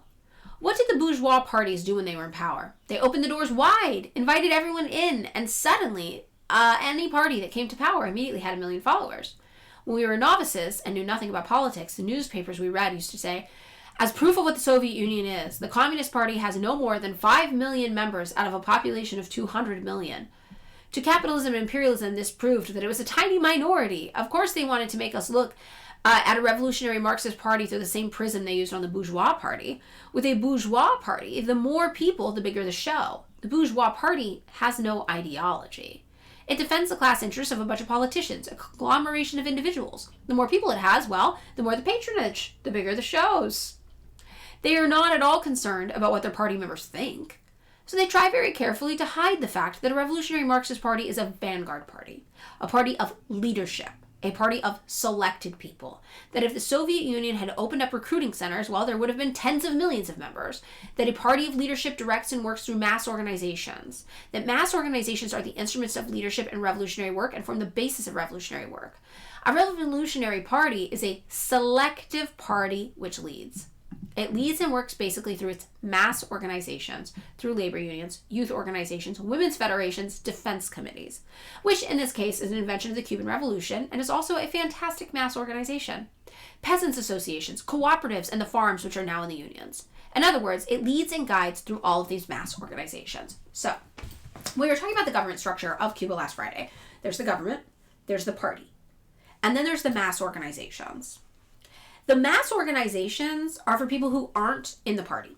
The party can lead them, can guide them, can work with them, but the mass organizations are not the same as the vanguard party. And many Marxist-Leninist groups here in the United States, I know, they will have their party, but then they'll also have a wider area of people that function more like mass organizations. And they'll have different organizations that represent different things. Many Marxist-Leninist orgs had ICE watch groups, had anti-ICE action. Those would be considered like a mass org. So somebody from your Marxist-Leninist org might run an ICE watch group. They might run a group chat. Like, hey, let us know here. They might go out into the community at these ICE events and be like, do you want to be added to the list? Those people aren't getting recruited to be in your vanguard party, but they want to be a part of something. They might not have the ideological purity, right? But they want to participate in anti-ICE action. They might not read theory, but they know ICE is bad. And those would be an example of a revolutionary party in the United States gaining a mass org, right? Mass orgs might eventually one day evolve into party memberships or party coalitions. So some people from the mass orgs might join the party. They're coalitions that help you, exactly. Answer Coalition is an anti-war mass org, exactly. That's a mass org. And they're not necessarily the same as your party, but sometimes people from your party are leading these mass orgs in your community. Kind of an on-ramp for people who want to join, but also that could be as far as you go. And in Cuba, we saw that. They're talking about it here, they have the Women's Federation. You might never join the party, but you might like being in the mass org of the Women's Federation. That might be good for you. The Committees for the Defense of the Revolution, which is unique to Cuba. They have those. Those aren't necessarily people all in the party, but they're people who want to defend their neighborhoods, who care about the revolution, right? And that's what we think about. The Vanguard Party isn't everybody. Not everybody is a member of the Vanguard Party, right? You can get involved in a socialist org without being in the party. You can be in this kind of periphery network of the party. And I think that it's really important for us to remember those things. That there is a place for people who don't have the time and energy to be ideologically pure. And when we say, these liberals out here, we're not trying to turn them all into the Vanguard Party. When we talk to other people, we try to convince them about communism, about socialism. They don't need to be members of the Vanguard Party. We just need to make them not afraid of socialism. We have to make them willing to work with us. That's it. Think of them more as targets or goals to join your mass organization. Think, if something happened in my town today, could I get these people to join a mass organization with me to help fight that one thing that affected them? And that's kind of the thought to have, right? Obviously, it would be great if everybody was a Marxist-Leninist, but they don't all even need to be a Marxist-Leninist. They just have to not hate the communists. And one of the ways you can make them not hate the communists is to be a communist who's active in showing up in your community in other areas. And that's something the Black Panthers did. Awesome, right? The Black Panthers had the free breakfast program. They would drive your grandmother to dialysis if she didn't have a way to get there. They were doing all these things engaged in their community. And so a lot of people weren't members of the Black Panther Party, but they liked the Black Panther Party. And some of them even participated in the mass organizations that the Black Panther Party put together. They're like, well, I'm not a member of the Black Panther Party, but I volunteer at the free breakfast program. Definitely. Right? And that's an example of that kind of thing. Davidism, the facial hair theory. So in other words, the party will lead and guide through mass organizations. Therefore, the standard that the political organization of the Cuban Revolution will have to follow will be, above all, the standard of selection and quality. It will not be a quantitative organization. It will be a qualitative organization. So if your party doesn't have massive numbers, that's okay. You want more people who are very dedicated to the leadership role. And that's what the Vanguard Party is. It's the leadership. It's the people who have the ideology in mind. They're setting the direction of the party. But if you are not part of the Vanguard Party, a party member, that's okay. You can still be involved in other ways. And that's important. The video stopped working? Are you guys all there? Does it work for you guys? Somebody said the video stopped working for them. Hi, welcome. Oh, okay, it works. They lie. Try refreshing it. If it's somebody, tell them try refreshing. Okay, so it's better to be selective. And this is a great education on vanguardism for anybody who doesn't understand it. And vanguardism was a unique thought theory that Lenin brought to Marxism. Marxism-Leninism, one of the contributions of Lenin is vanguardism. We must say that as this is a product of the union of different revolutionary organizations, it is logical that in this initial stage the standards shouldn't be applied too rigidly. Since one of the steps in the plan to organize this force is the integration of the revolutionary force is to train revolutionary cadres.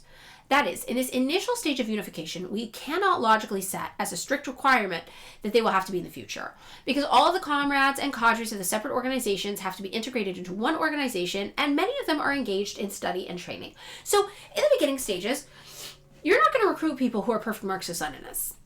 You're just not. You're going to have to be more open-minded. But you can train people to be Marxist-Leninists. You can give them classes. You can give them reading. You can work with them, right? And that's what we're talking about here. Now, as more people become communists and socialists, you can afford to be a little bit more restrictive about who you let in. But the organization will be restricted in membership. It will not be small in number. It will be large, but not too large numerically, because we are going to be very demanding in our requirements for membership in the political organization of the revolution. Furthermore, as we face greater demands, more conditions and more requirements will be laid down for membership of the United Party of the Socialist Revolution. We will establish a strict standard of selection, for it is better to be selective than admitting than to expel after admitting. Because, moreover, the enthusiasm of the masses, the revolutionary spirit of the masses is so great, we know that a party which takes shape, develops, and grows strong under these conditions has the advantage of being able to recruit the best elements, the most positive elements from among the masses, and make them members of that org. It's fundamental that precisely the best of the people, the best of the mass orgs, should get the honor and, at the same time, fulfill the honored role of membership in the United Party of the Socialist Revolution. Wait, Marxist Gamer Zero is saying this. I just caught this. The thing about talking to liberals is every time they come up with some random stuff that communists did, I've never heard about it. I have to go back to the drawing board, spend a couple days, come back and debunk it. It's an endless uphill battle. I feel the same way. That's why I've just started saying, like, what? Who told you that? And then I'm like, show me what you're reading. And I make them tell me. I'm like, who told you that? I've never heard of that. I gotta see who's telling you. And then it helps to just know the source is biased. Yeah, Virgo says, my biggest pet peeve is I have to be an expert in every piece of history to have a valid POV. Right, but they don't have to be experts in anything. They can just be like, I don't know, I heard it somewhere.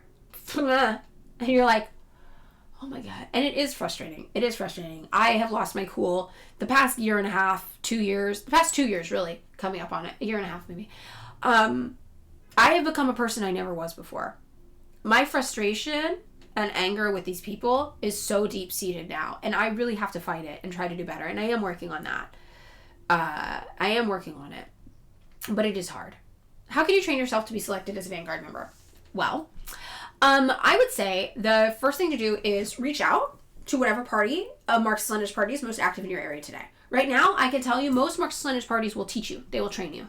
They will give you reading materials, they will give you classes, and you will learn. And I think that's the best way to do it. And we are in the early stages where we need numbers. So it probably is going to be easier at this stage. A lot of people in orgs I've worked with who are party members didn't even start out wanting to be Marxist-Leninists. They were like teachers or nurses who were like, I just know this is bad. So they literally just searched like socialist group, and then they accidentally found Marxist-Leninist orgs online. And they were like, I don't know what this means. Whatever. Yeah, you're a socialist org. I'm a socialist. Sure.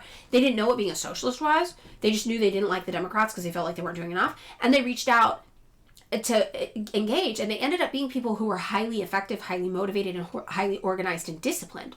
And that's why it's a lot of teachers. It's a lot of nurses, a lot of healthcare professionals. And then they got the political education and got on board. And I find that when I do organizing work, it's two ways. It's people who found the theory first when they were young.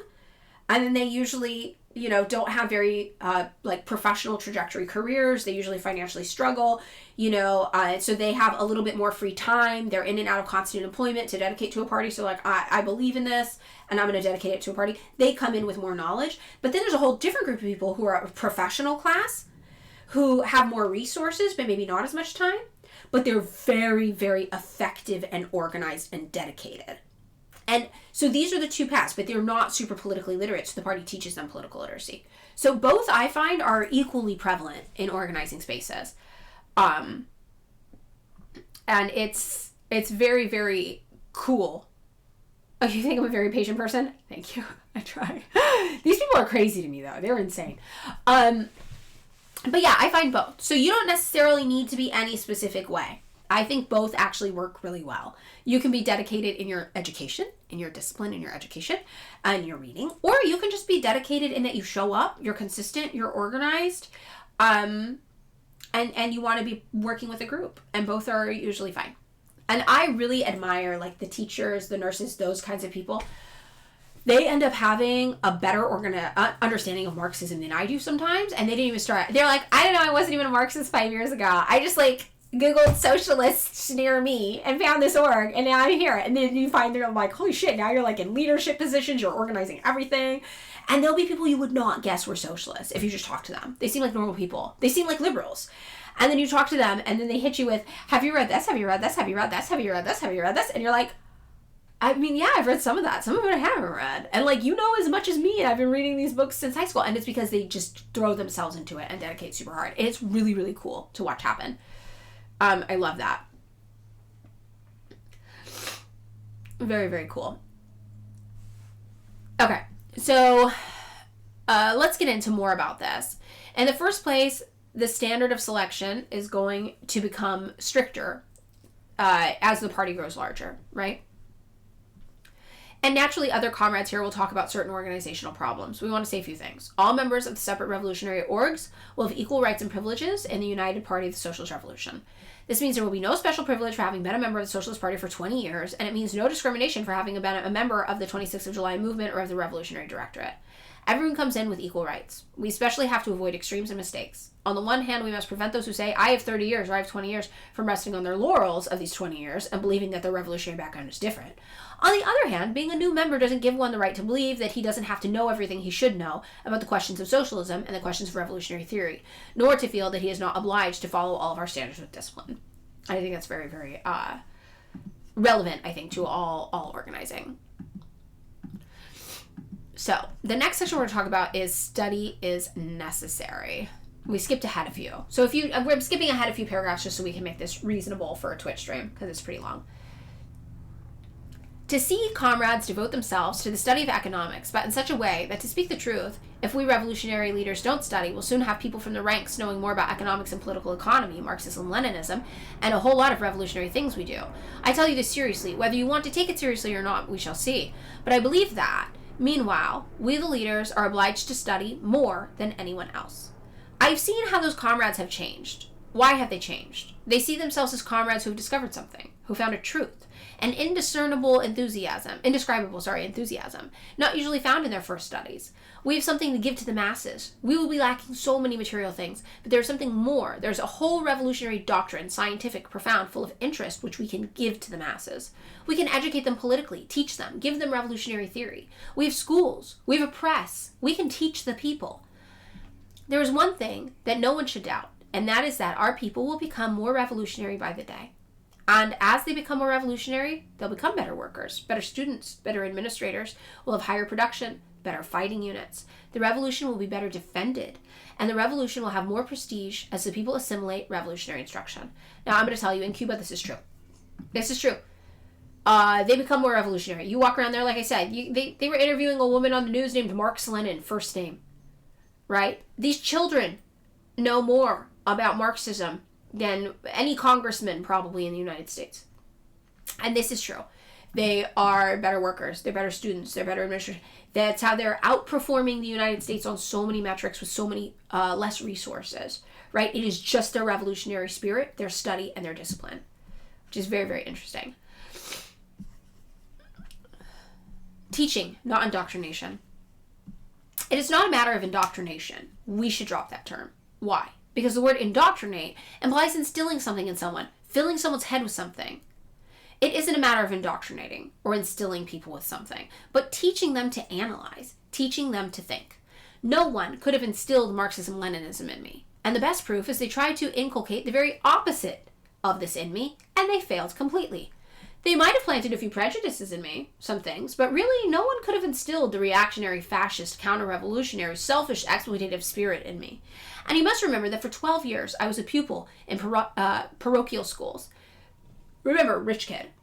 And in those 12 years, they couldn't really instill the counter-revolutionary spirit in me, in the conservative spirit, the spirit of the exploiter. But on my own, I was reading, analyzing, and thinking with honesty. I believe that we ought to teach the citizens to think, to analyze, to search among the sources of history where there are so many lessons, to search among the sources of the universal revolutionary movement where there are so many lessons, to search among the sources of the universal workers' movement, to search among the sources of theory and explain them. Do not say a person can believe something he doesn't understand. You create fantasies that way. You develop mystic, dogmatic, fanatic minds that way. And when someone doesn't understand something, don't stop discussing with him until he understands. And if he does not understand today, he'll understand tomorrow or the day after. Because the truth of history are so clear, so evident, and so obvious that sooner or later, every honest mind understands them. So, it's not a matter of indoctrination. And this is what we say when we say all roads lead to Marxist-Leninism. I'm convinced. Just somebody reads enough, they'll get there. Just keep teaching them. Get them on this path. No one goes to any revolutionary school to be indoctrinated. No one lets himself be indoctrinated. No one accepts absolutely something he doesn't understand. He goes on to be educated, to learn to think, to learn to analyze, to be given the elements of wisdom so that he may understand and discuss the ideas of the bourgeoisie, the lies of the bourgeoisie, the lies of imperialism, the lies of capitalism, so that he can learn to dissect, analyze, and understand, and with patience get to Marxist-Leninism, assured that it will cost nothing to teach the people the truth. Now, what do we take from this, right? And we always say this. The liberals are living in a false reality. And my partner has to tell me this sometimes. My partner works a very blue-collar job around a lot of weirdo conservatives all day long. And whenever I get frustrated, I'm like, why do these people say such horrible things about the DPRK? It's so repulsive, right? These people, all they've ever wanted is to be left alone by the United States government, by the Japanese government. All they've ever wanted is to be left alone. And what do they get for it? We slaughter 20 to 25% of their population. We test napalm on them. We bomb 80% of their infrastructure. We turn the northern half of Korea into Gaza.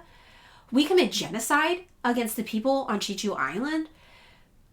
We do horrible things to these people. And then we have the audacity to lie about them. To lie about them and say they are the bad ones and they deserved it. I can't understand it. It fills me with rage and disgust to my core. And I tell my partner this sometimes. I'm like, I'm just so tired. I don't understand what's wrong with these people. And my partner tells me this, and they're so right. They're just like, you have to understand. To those people, North Korea is evil.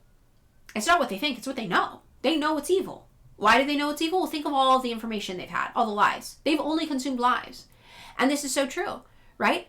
You can't indoctrinate people. You can't get them to believe something they don't believe. So what do? You give them a different version of reality. And then they use their logic, their values, their analysis to reach a conclusion that makes sense to them. And the conclusion they're reaching makes sense to them only if you give them bad information, fake information, right? How do you get people to believe North Korea is evil? Well, you can't do that if you tell them the truth. And you need them to believe it. Because you see, if you just tell them they're bad, they're bad, they're bad, they're bad over and over again, we don't really believe that stuff, right? Just saying they're bad doesn't do anything. But saying, oh, they starve their own people? They have a dictatorship? They go to prison for anything. 3 generations of prison. They kill people with attack dogs. You tell them all these crazy things, and the people are like, oh my God, they're evil. And that's a conclusion they feel like they've come to on their own, right? So that's what Castro's talking about here. So what do you do then to convert people?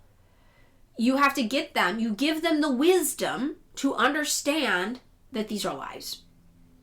And they have to really understand it on their own. I think it's something you guys see me try to do all the time. I'm like, don't believe me. Learn it for yourself. I want you to learn it for yourself. I want you to look into this. I want you to learn how to vet a source that you're looking at. I want you to learn this for yourself. And they're very, very resistant still, the liberals. And it's very, very, very frustrating. So we have to always be aware of this, the best way to do this. And think about this too. What made you a Marxist-Leninist? For me, I was already a socialist. What made me a Marxist-Leninist was, number one, realizing that everything I thought I knew about Marxist-Leninist countries was a lie by the State Department. That's really what I was like. That set me on the path of well, why? I'm going to look into that more. What about you guys? What made you, but not what made you realize you hated capitalism? What made you specifically a Marxist-Leninist? But what made you, like, really, what clicked for you about Marxism-Leninism? Where you're like, my streams. Well, that's very helpful. I'm glad, guys. Thank you. I'm very happy. But what is it that I said that really got to you? Reading Left-Wing Communism? Okay. State and Revolution? Okay. Reading Zinn's People's History? People's History. That's not even a communist text, but it is a real history. Lenin came to you in a dream. Watching and reading Parenti. You read the Jakarta. Is reading, a lot of you guys. It's learning information you didn't have before, and it's reading different perspectives, which probably gave you information that you didn't have before, right? Reading. So we think about this, and this is what we need to do to think about what will get through to other people, what got through to us. For me, it was learning that everything I thought I knew about these places was a lie.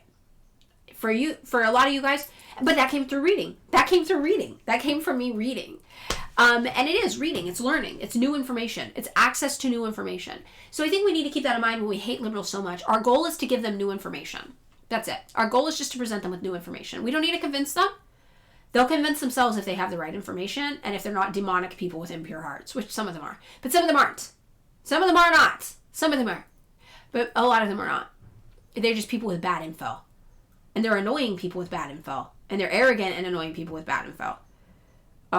You had a college professor that taught you courses on Marxism using Marxism text, which is important because lots of people will teach you Marx without giving you Marx. That's very, very important. Let's see. The meme. Communism is bad. Communism is bad. Communism is bad. Communism is bad. I disagree. Well, you're just brainwashed by propaganda. Exactly. Yeah. Yes, exactly. So I think we have to remember that. Our goal is to present people with new information because that, and I think about this a lot, what's the most effective way to reach these people? Give them new information. Give them new information they didn't have before. And, that's the thing that got through to all of us, right? We all consumed new information we didn't have before. It wasn't a well-crafted argument. It wasn't people fighting with you. It was somebody just giving you info that you didn't have before, and then you learned it on your own. You read it on your own time. You looked into it on your own time. Young Star Trek fans become communists or Ferengi. There's no in between. You're having a praxis that match what you were teaching online. Okay, that's good. Yes. I think the leftist versus liberal goods are very accessible. Our videos are very accessible. I tried that, but we'll see. I don't know. They've been not as good lately. Did I post? I set something up in Twitch and it automatically is posting our clips now and I don't know how to turn it off.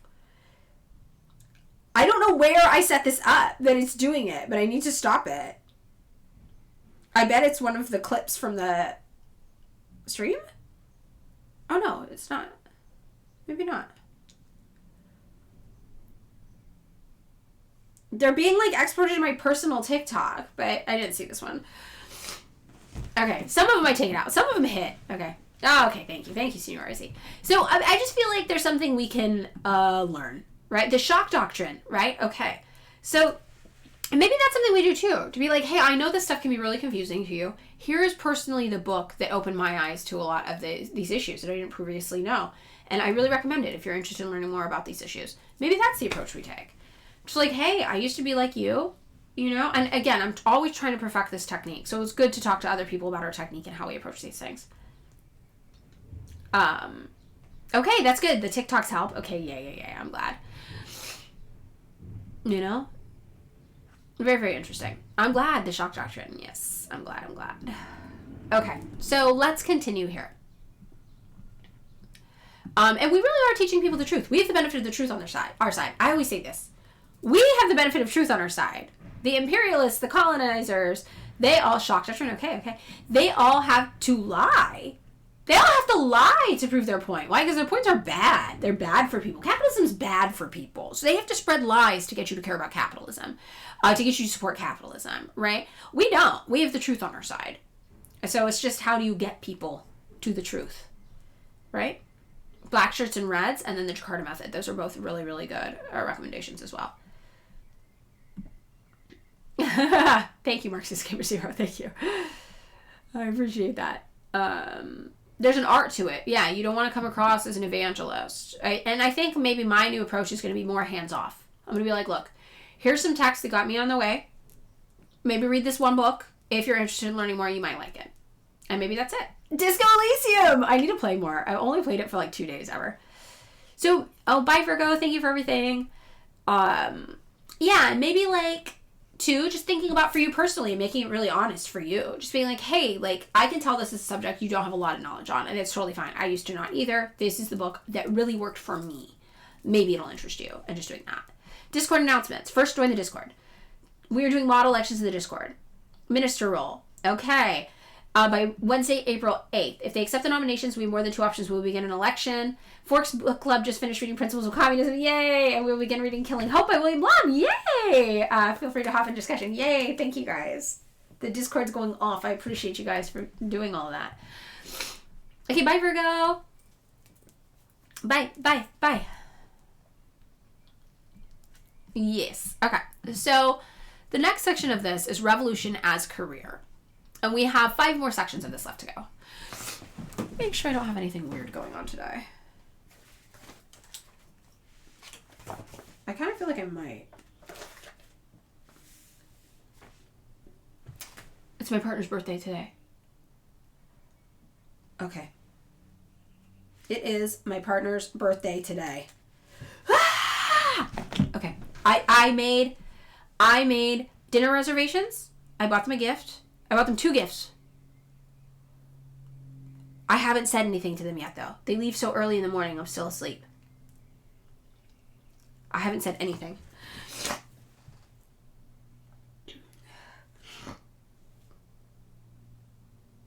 They sent me a video.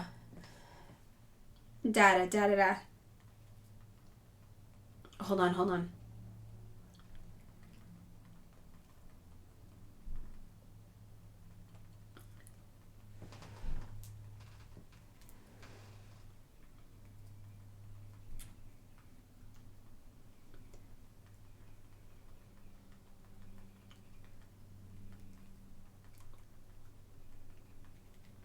And so I'm like, I feel like I have something weird today. Oh, it's my partner's birthday. Yeah, I'm so bad at everything. Okay, thanks. All right, we did it. I really tried this time. I really, really tried. All right, back to the text. I usually forget everybody's birthday. Yeah, I don't remember people's birthday. This one, I was like, okay, it's coming up. Oh, it's coming up. That's why I like ordered the gifts in advance. Right when I would remember, like, partner has a birthday coming up. I'll just order this. I got them, Okay, I got them a gift certificate to a perfume making class in LA because they love perfume. And we've gone to little perfume making sessions before it. I've talked about it online before. But this is like a fancy perfume making class, like for serious people. So I think they'll like that. I think it'll be good. And then I got them this book that I used to really like in high school that is a fiction book, but it's about perfume. Yeah, the ADHD just being like, something's happening. And then tomorrow, I have a meeting midday, which I don't usually do. And then at 6 p.m., there's a town hall tomorrow, if you're in California, LA, with 2 of the Vote Socialist candidates. And now that I know I have a sinus infection from allergies and I'm safe to be in the world, and that's why I was getting negative COVID tests, for certain, I will be at the town hall. Yay. So I'll be there. And then my partner has a show Saturday night. And then on Sunday, I'm doing more Vote Social stuff. Okay. This was happening. Okay. I have a big weekend. All right. Now, revolution as a career. No one should fear he will be indoctrinated. He who believes that he's going to be indoctrinated will not find anyone interested in giving him shock treatment or a hole in the head or anything of the sort. Besides, there are people who, because of their nature, their temperament, can never be revolutionaries. They couldn't be us. Because everything, a revolutionary is also a generous person, a disinterested person, a person ready to sacrifice himself. And disinterested, not like they're not interested in the thing, but like personally not invested in a way that benefits them. It's so far, yeah. I don't even know where it is. I have to look. A revolutionary is not an opportunist or a faker. He is a man who is ready to give up many comforts and who likes it and wants it that way. Not everyone is a revolutionary, just as not everyone is a musician or a painter just because he has to have a career. Now we must teach the worker above all, the peasant, the student, the great masses of the exploited of yesterday. And we must do more every month, because just as it is certain there are people who could ever be revolutionaries, so are there more and more people who understand the truths of the revolution. This is what we have to do, and this is the aim of the School of the Revolutionary Instruction, to teach our people to analyze, to teach them to think. And a revolution has to be, above all, a man who knows how to analyze situations objectively, not subjectively. Learning to think is learning to seek the right solutions. That is one of the important questions I wanted to bring out. Furthermore, regarding questions of the organization, any day now I imagine Annibal will also be invited to join in this program so that he can speak of everything relating to the organizational aspect of the United Party of the Socialist Revolution that's relevant to them. Program. It will be a Marxist-Leninist program conforming to the specific objective conditions of our country. That is to say, we shall adapt in our program the fundamental principles of Marxism-Leninism to our conditions. Bye, Melme! So that it is not, nor is it going to be a secret, not at all. And our people, our working class agrees with that. Our peasantry agrees. All honest intellectuals agree. The youth, all honest citizens of our country agree. So those are the fundamental questions. Other questions relate to discipline and a whole series of standards, but it seems to me that my duty here today is to talk about the United Party of the Socialist Revolution. And I wish to point out to you that you are the ones who decided when and how the United Party of the Socialist Revolution should be discussed. The fundamental thing of why, the roots of the process, and the functions. So, the fundamental task of the party, and remember, this is their party, was called the United Party of the Socialist Revolution. Just think of this as a vanguard party, right? Oh, hold on.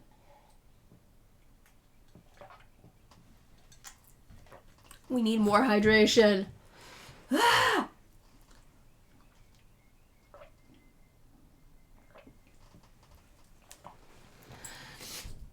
right. We're hydrating up a storm here. Okay. Fundamental tasks of the party. I'm hydrating, but with coffee, because I haven't had enough coffee yet.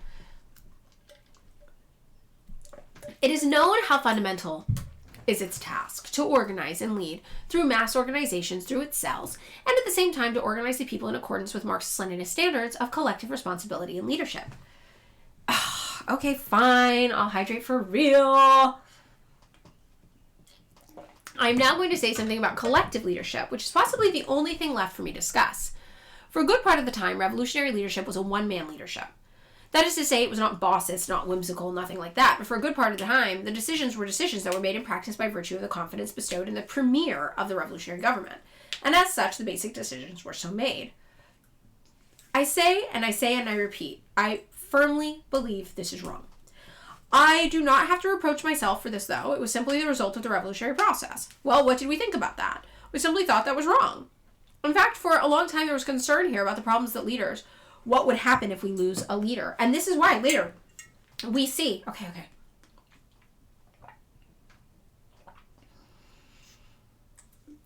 We see what happened, right? Well, what happened is Castro wanted to avoid being a cult of personality figure. If you lose Castro as a leader, he thought, you should still have your revolution. So, what did he do? Well, that's why he said, don't name anything after me. Don't name streets after me. Don't name plazas after me. Don't name pavilions, right?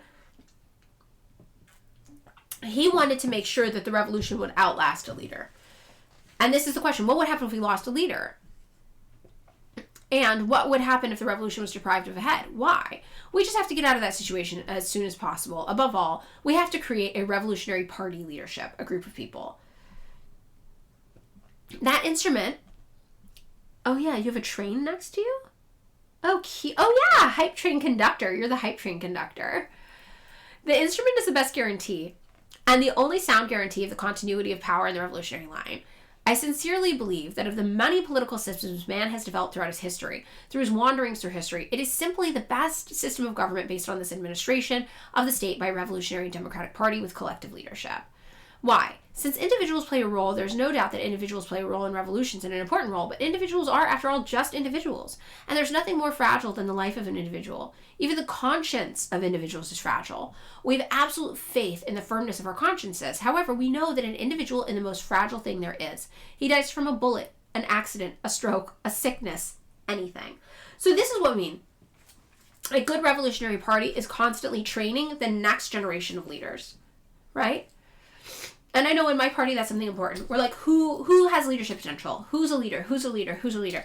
And you see it sometimes in people. And you see it sometimes in people that started out quiet and reserved. And the more they're encouraged to grow within the party, you see them at places like, I was out at this one action, and I saw this girl who wasn't from our area. She was from a different area, like maybe like San Gabriel Valley or the IE or something. But she was there for that action.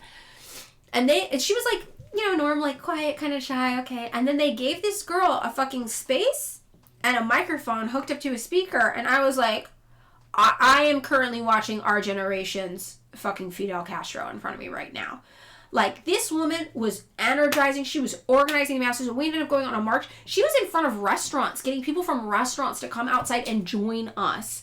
Like, this girl had it. She had it.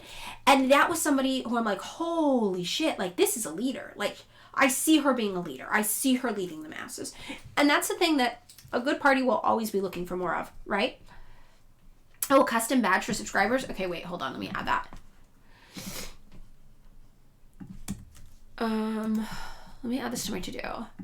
Create custom badges for subscribers.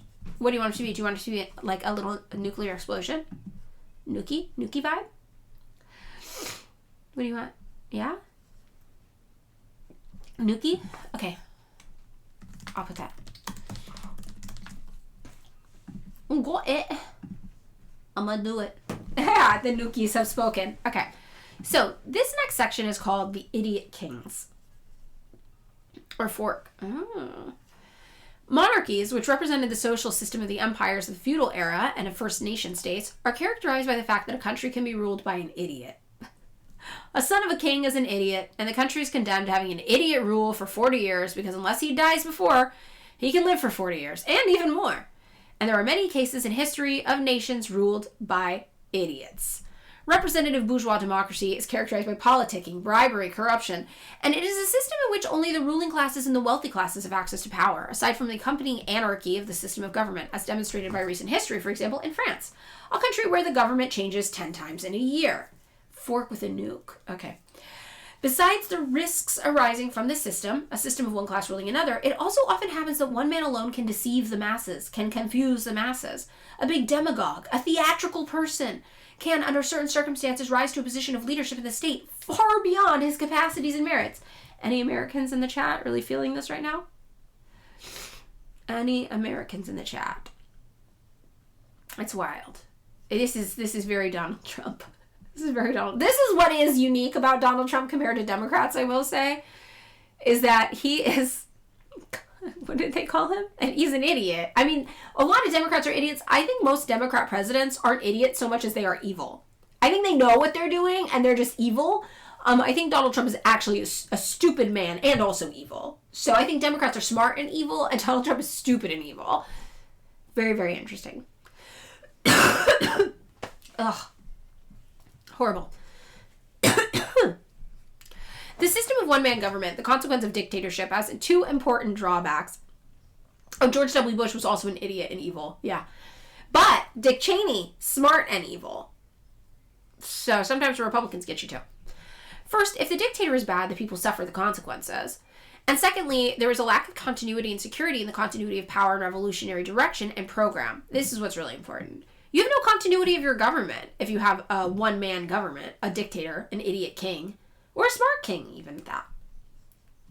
Moreover, some individuals are weak and feeble when exposed to all sorts of risks, and this in absolute contradiction to the sentiments of the revolutionaries, in absolute contradiction to the sentiments of man. All right, let's see what we have next. The ideal system of government. We're almost through everything, guys. The ideal system of government is the party system, and this is kind of a long section.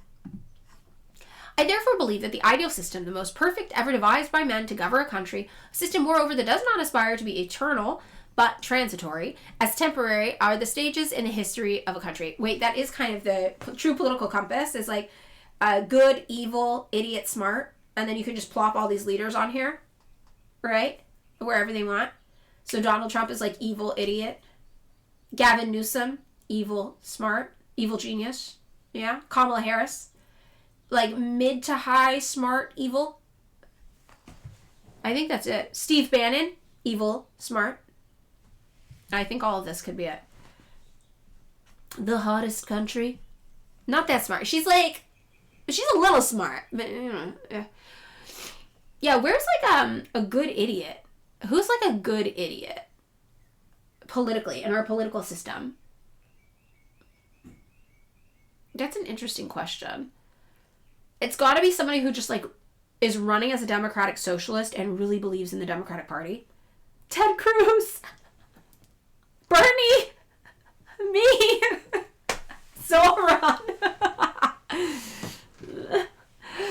Oh, I wonder. The dude from Maryland. Who's the dude from Maryland? Oh, I guess you're right. Left, good, right, evil. Okay. AOC, kind of maybe AOC, because we've seen her positions change to be evil, and she seems genuinely shocked, you know? Genuinely shocked. Like, she didn't realize she'd have to play ball and change all her political positions to be a Democrat. She cried. Right? It's looking bad for us. It really is. Who's Zach Polanski? I'm looking. Remember the London Assembly? Oh, he's a Green Party guy. Oh, yeah. Okay, got it.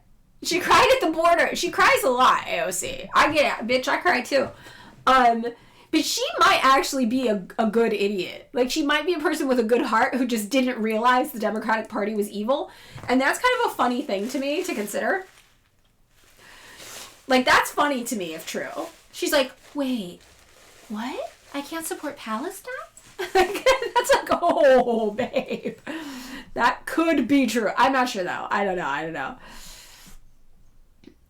We can change her. Jill Stein is good. I don't think she's an idiot, though. I think she's pretty smart. She has said some ridiculous things about 5G. But then my partner was like, what if she's right? And I was like, I don't think she's right. But I also don't know enough about 5G to know she's not. So, it's pretty funny. Oh, AOC defended her dwarfs anyway. Yeah, okay, she's not good. She's evil. AOC threw her toddler tantrum after being asked about Palestine. You know? I don't think we have any good idiots. Or what if she's right? When my partner said that, I was like, I feel like you can't be right. Like, I feel like she can't be right, but also, I don't have enough knowledge to say definitively she's not. Like, fuck, maybe you're right. Maybe Jill Stein knows something I don't know about 5G. Hot take, Marjorie Taylor Greene is a good idiot. They're all hot takes. All of these are hot takes. We're doing only hot takes right now. Oh, it's so funny. Elizabeth Warren could be a good idiot. That could be true. Oh my god. These people. No good. There's definitely no good smart people. They're all Marxist-Leninists. And we don't know their names.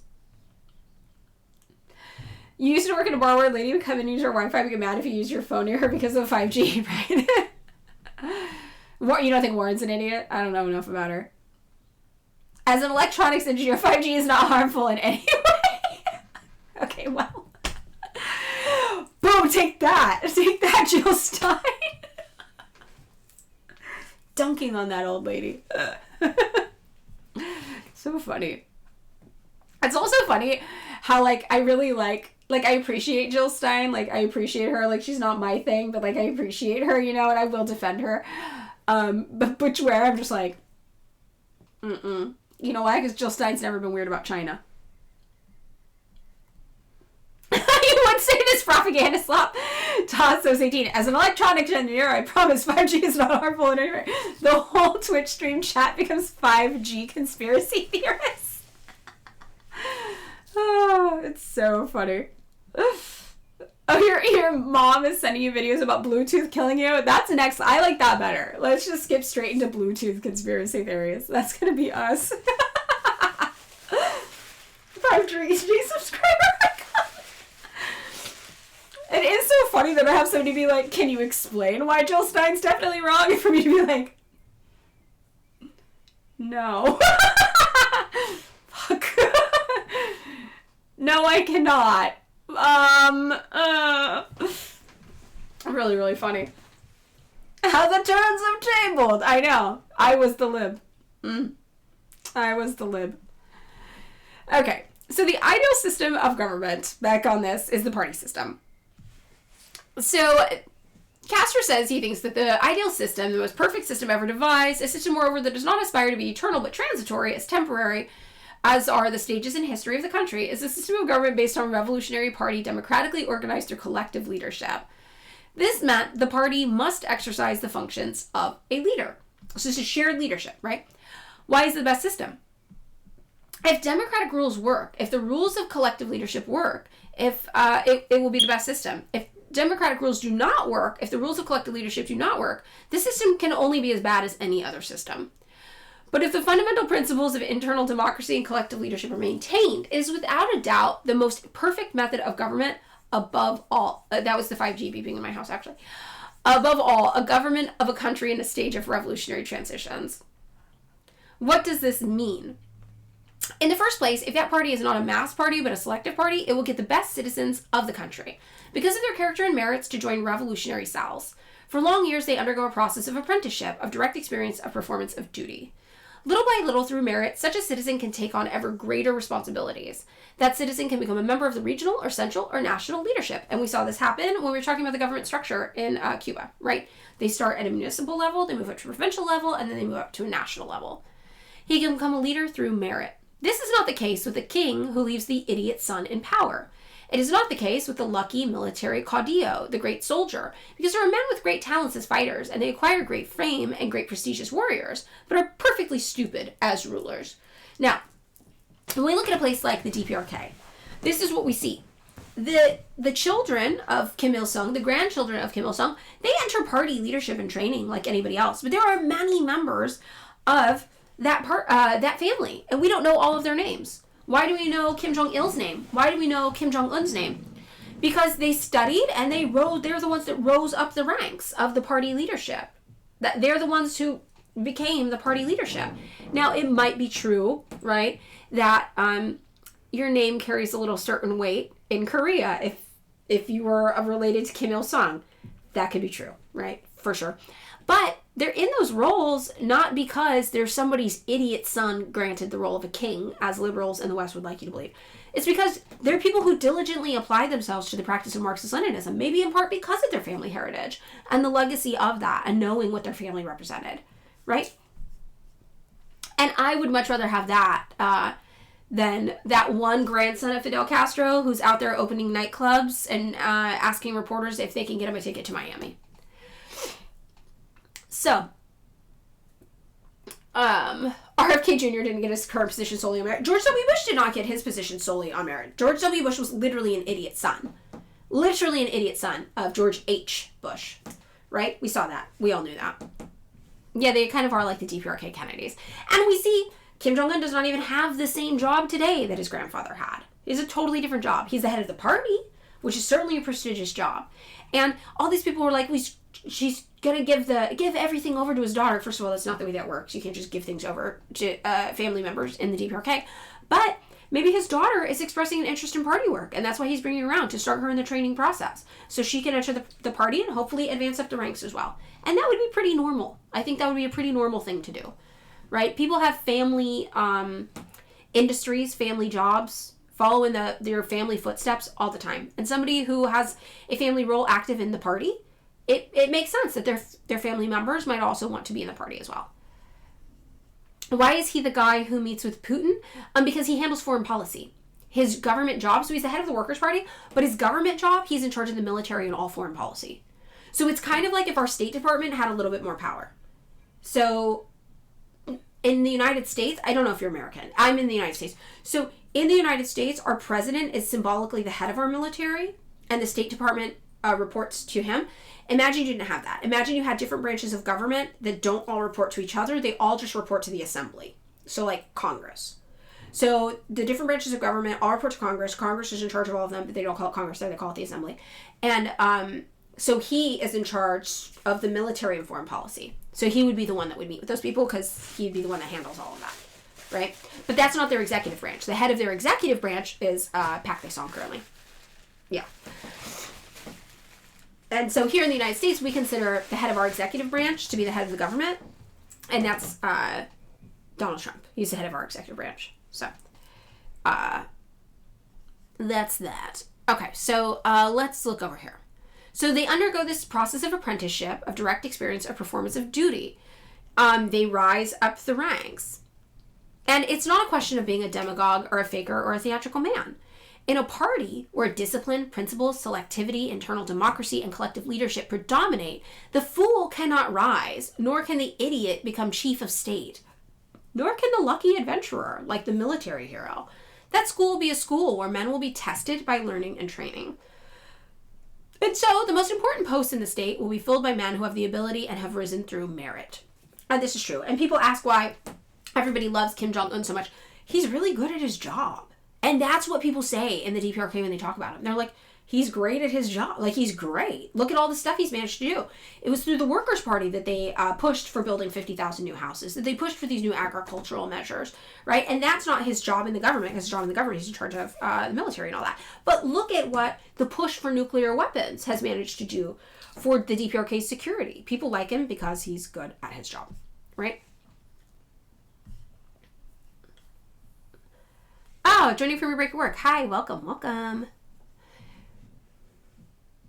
So, what citizen can get to be the leader of a country in this way? A member of the leadership of his country. Now, in Cuba today, we know Miguel Diaz-Canel, his parents were teachers. He was a teacher. He went to school for engineering. He was an engineer and an engineering teacher. He's just a normal guy.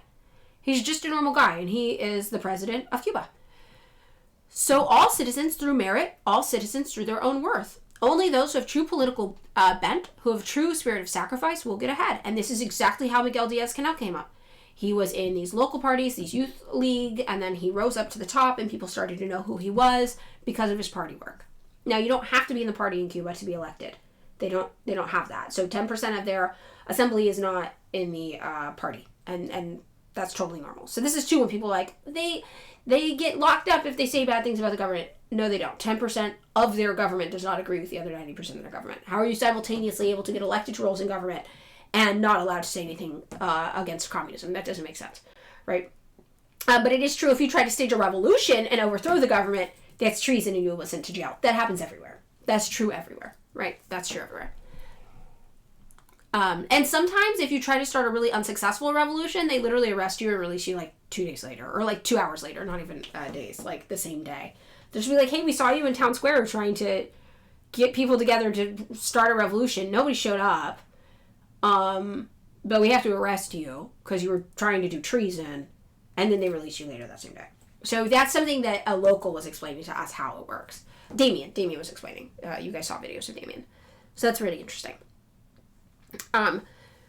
So merit is how people get ahead. Is it not the other kind of politics where positions depend upon money, upon connections, upon favoritism? That's the United States. And remember Miguel Diaz-Canel talking about that in his speech. That's the democracy the United States wants to export. You have to have money, connections, popularity contest. That's not democracy, right? And he said that as the leader of a country whose parents were teachers. Let's rid ourselves of connections of favoritism, Castro says. Let's rid ourselves of all that. And we shall, without a doubt, have a system that guarantees that the people will be governed by the most competent, best equipped men. That, in some issues, he can be wrong. Suppose the views of some leaders were not checked with those of other leaders. If one leader's evaluation of the facts were not checked with another's, were not discussed. These decisions would simply be adopted unilaterally without discussion. But what does this expose the people to? It exposes them to being victimized by all whims, by mistakes, and by errors. It's far less likely that solutions which are discussed can be wrong. This is dialectics.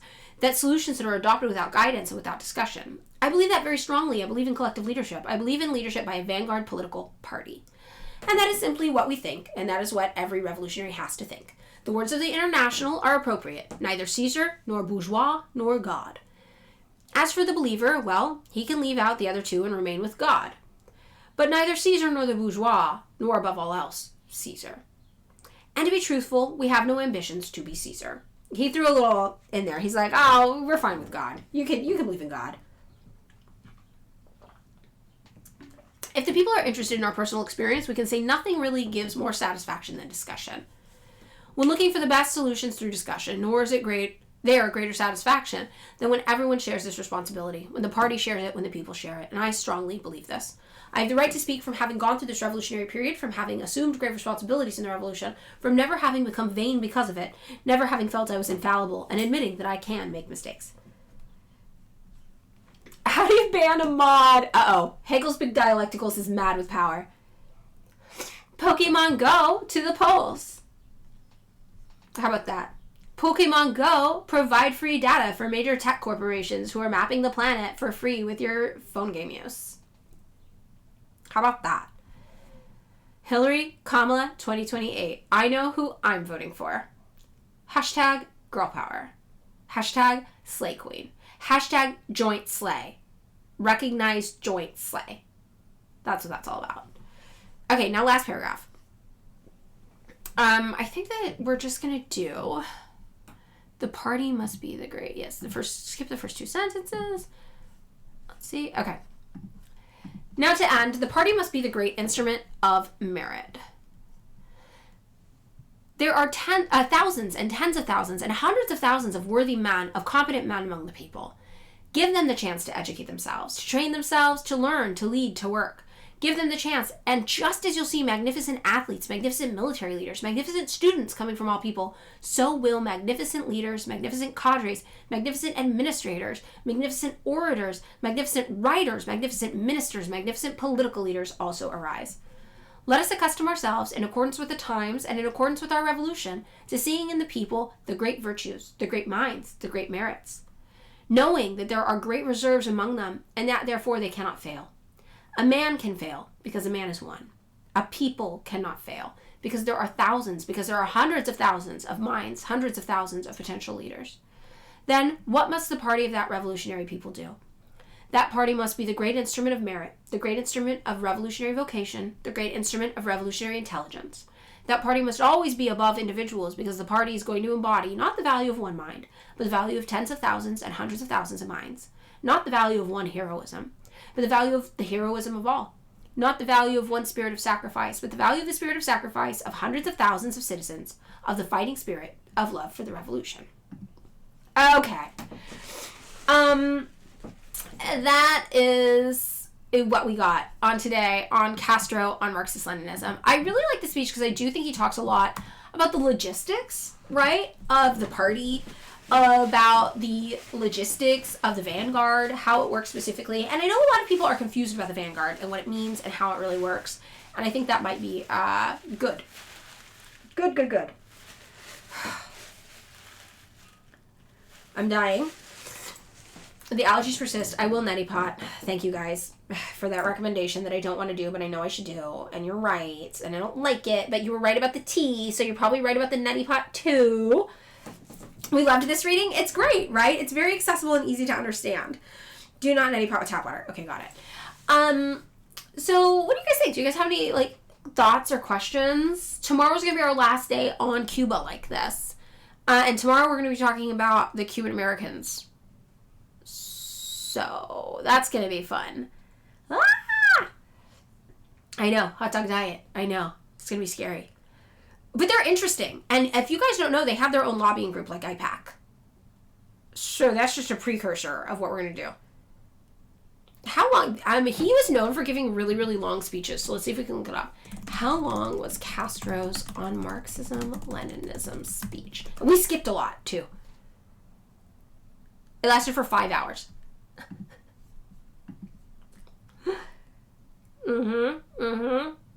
Hashtag Gusanos United. Absolutely wild. Do you guys feel like you have any questions so far? Do you feel like you have a pretty good understanding of Cuba? How did I do conveying all this info to you? Critique moment? Any constructive feedback?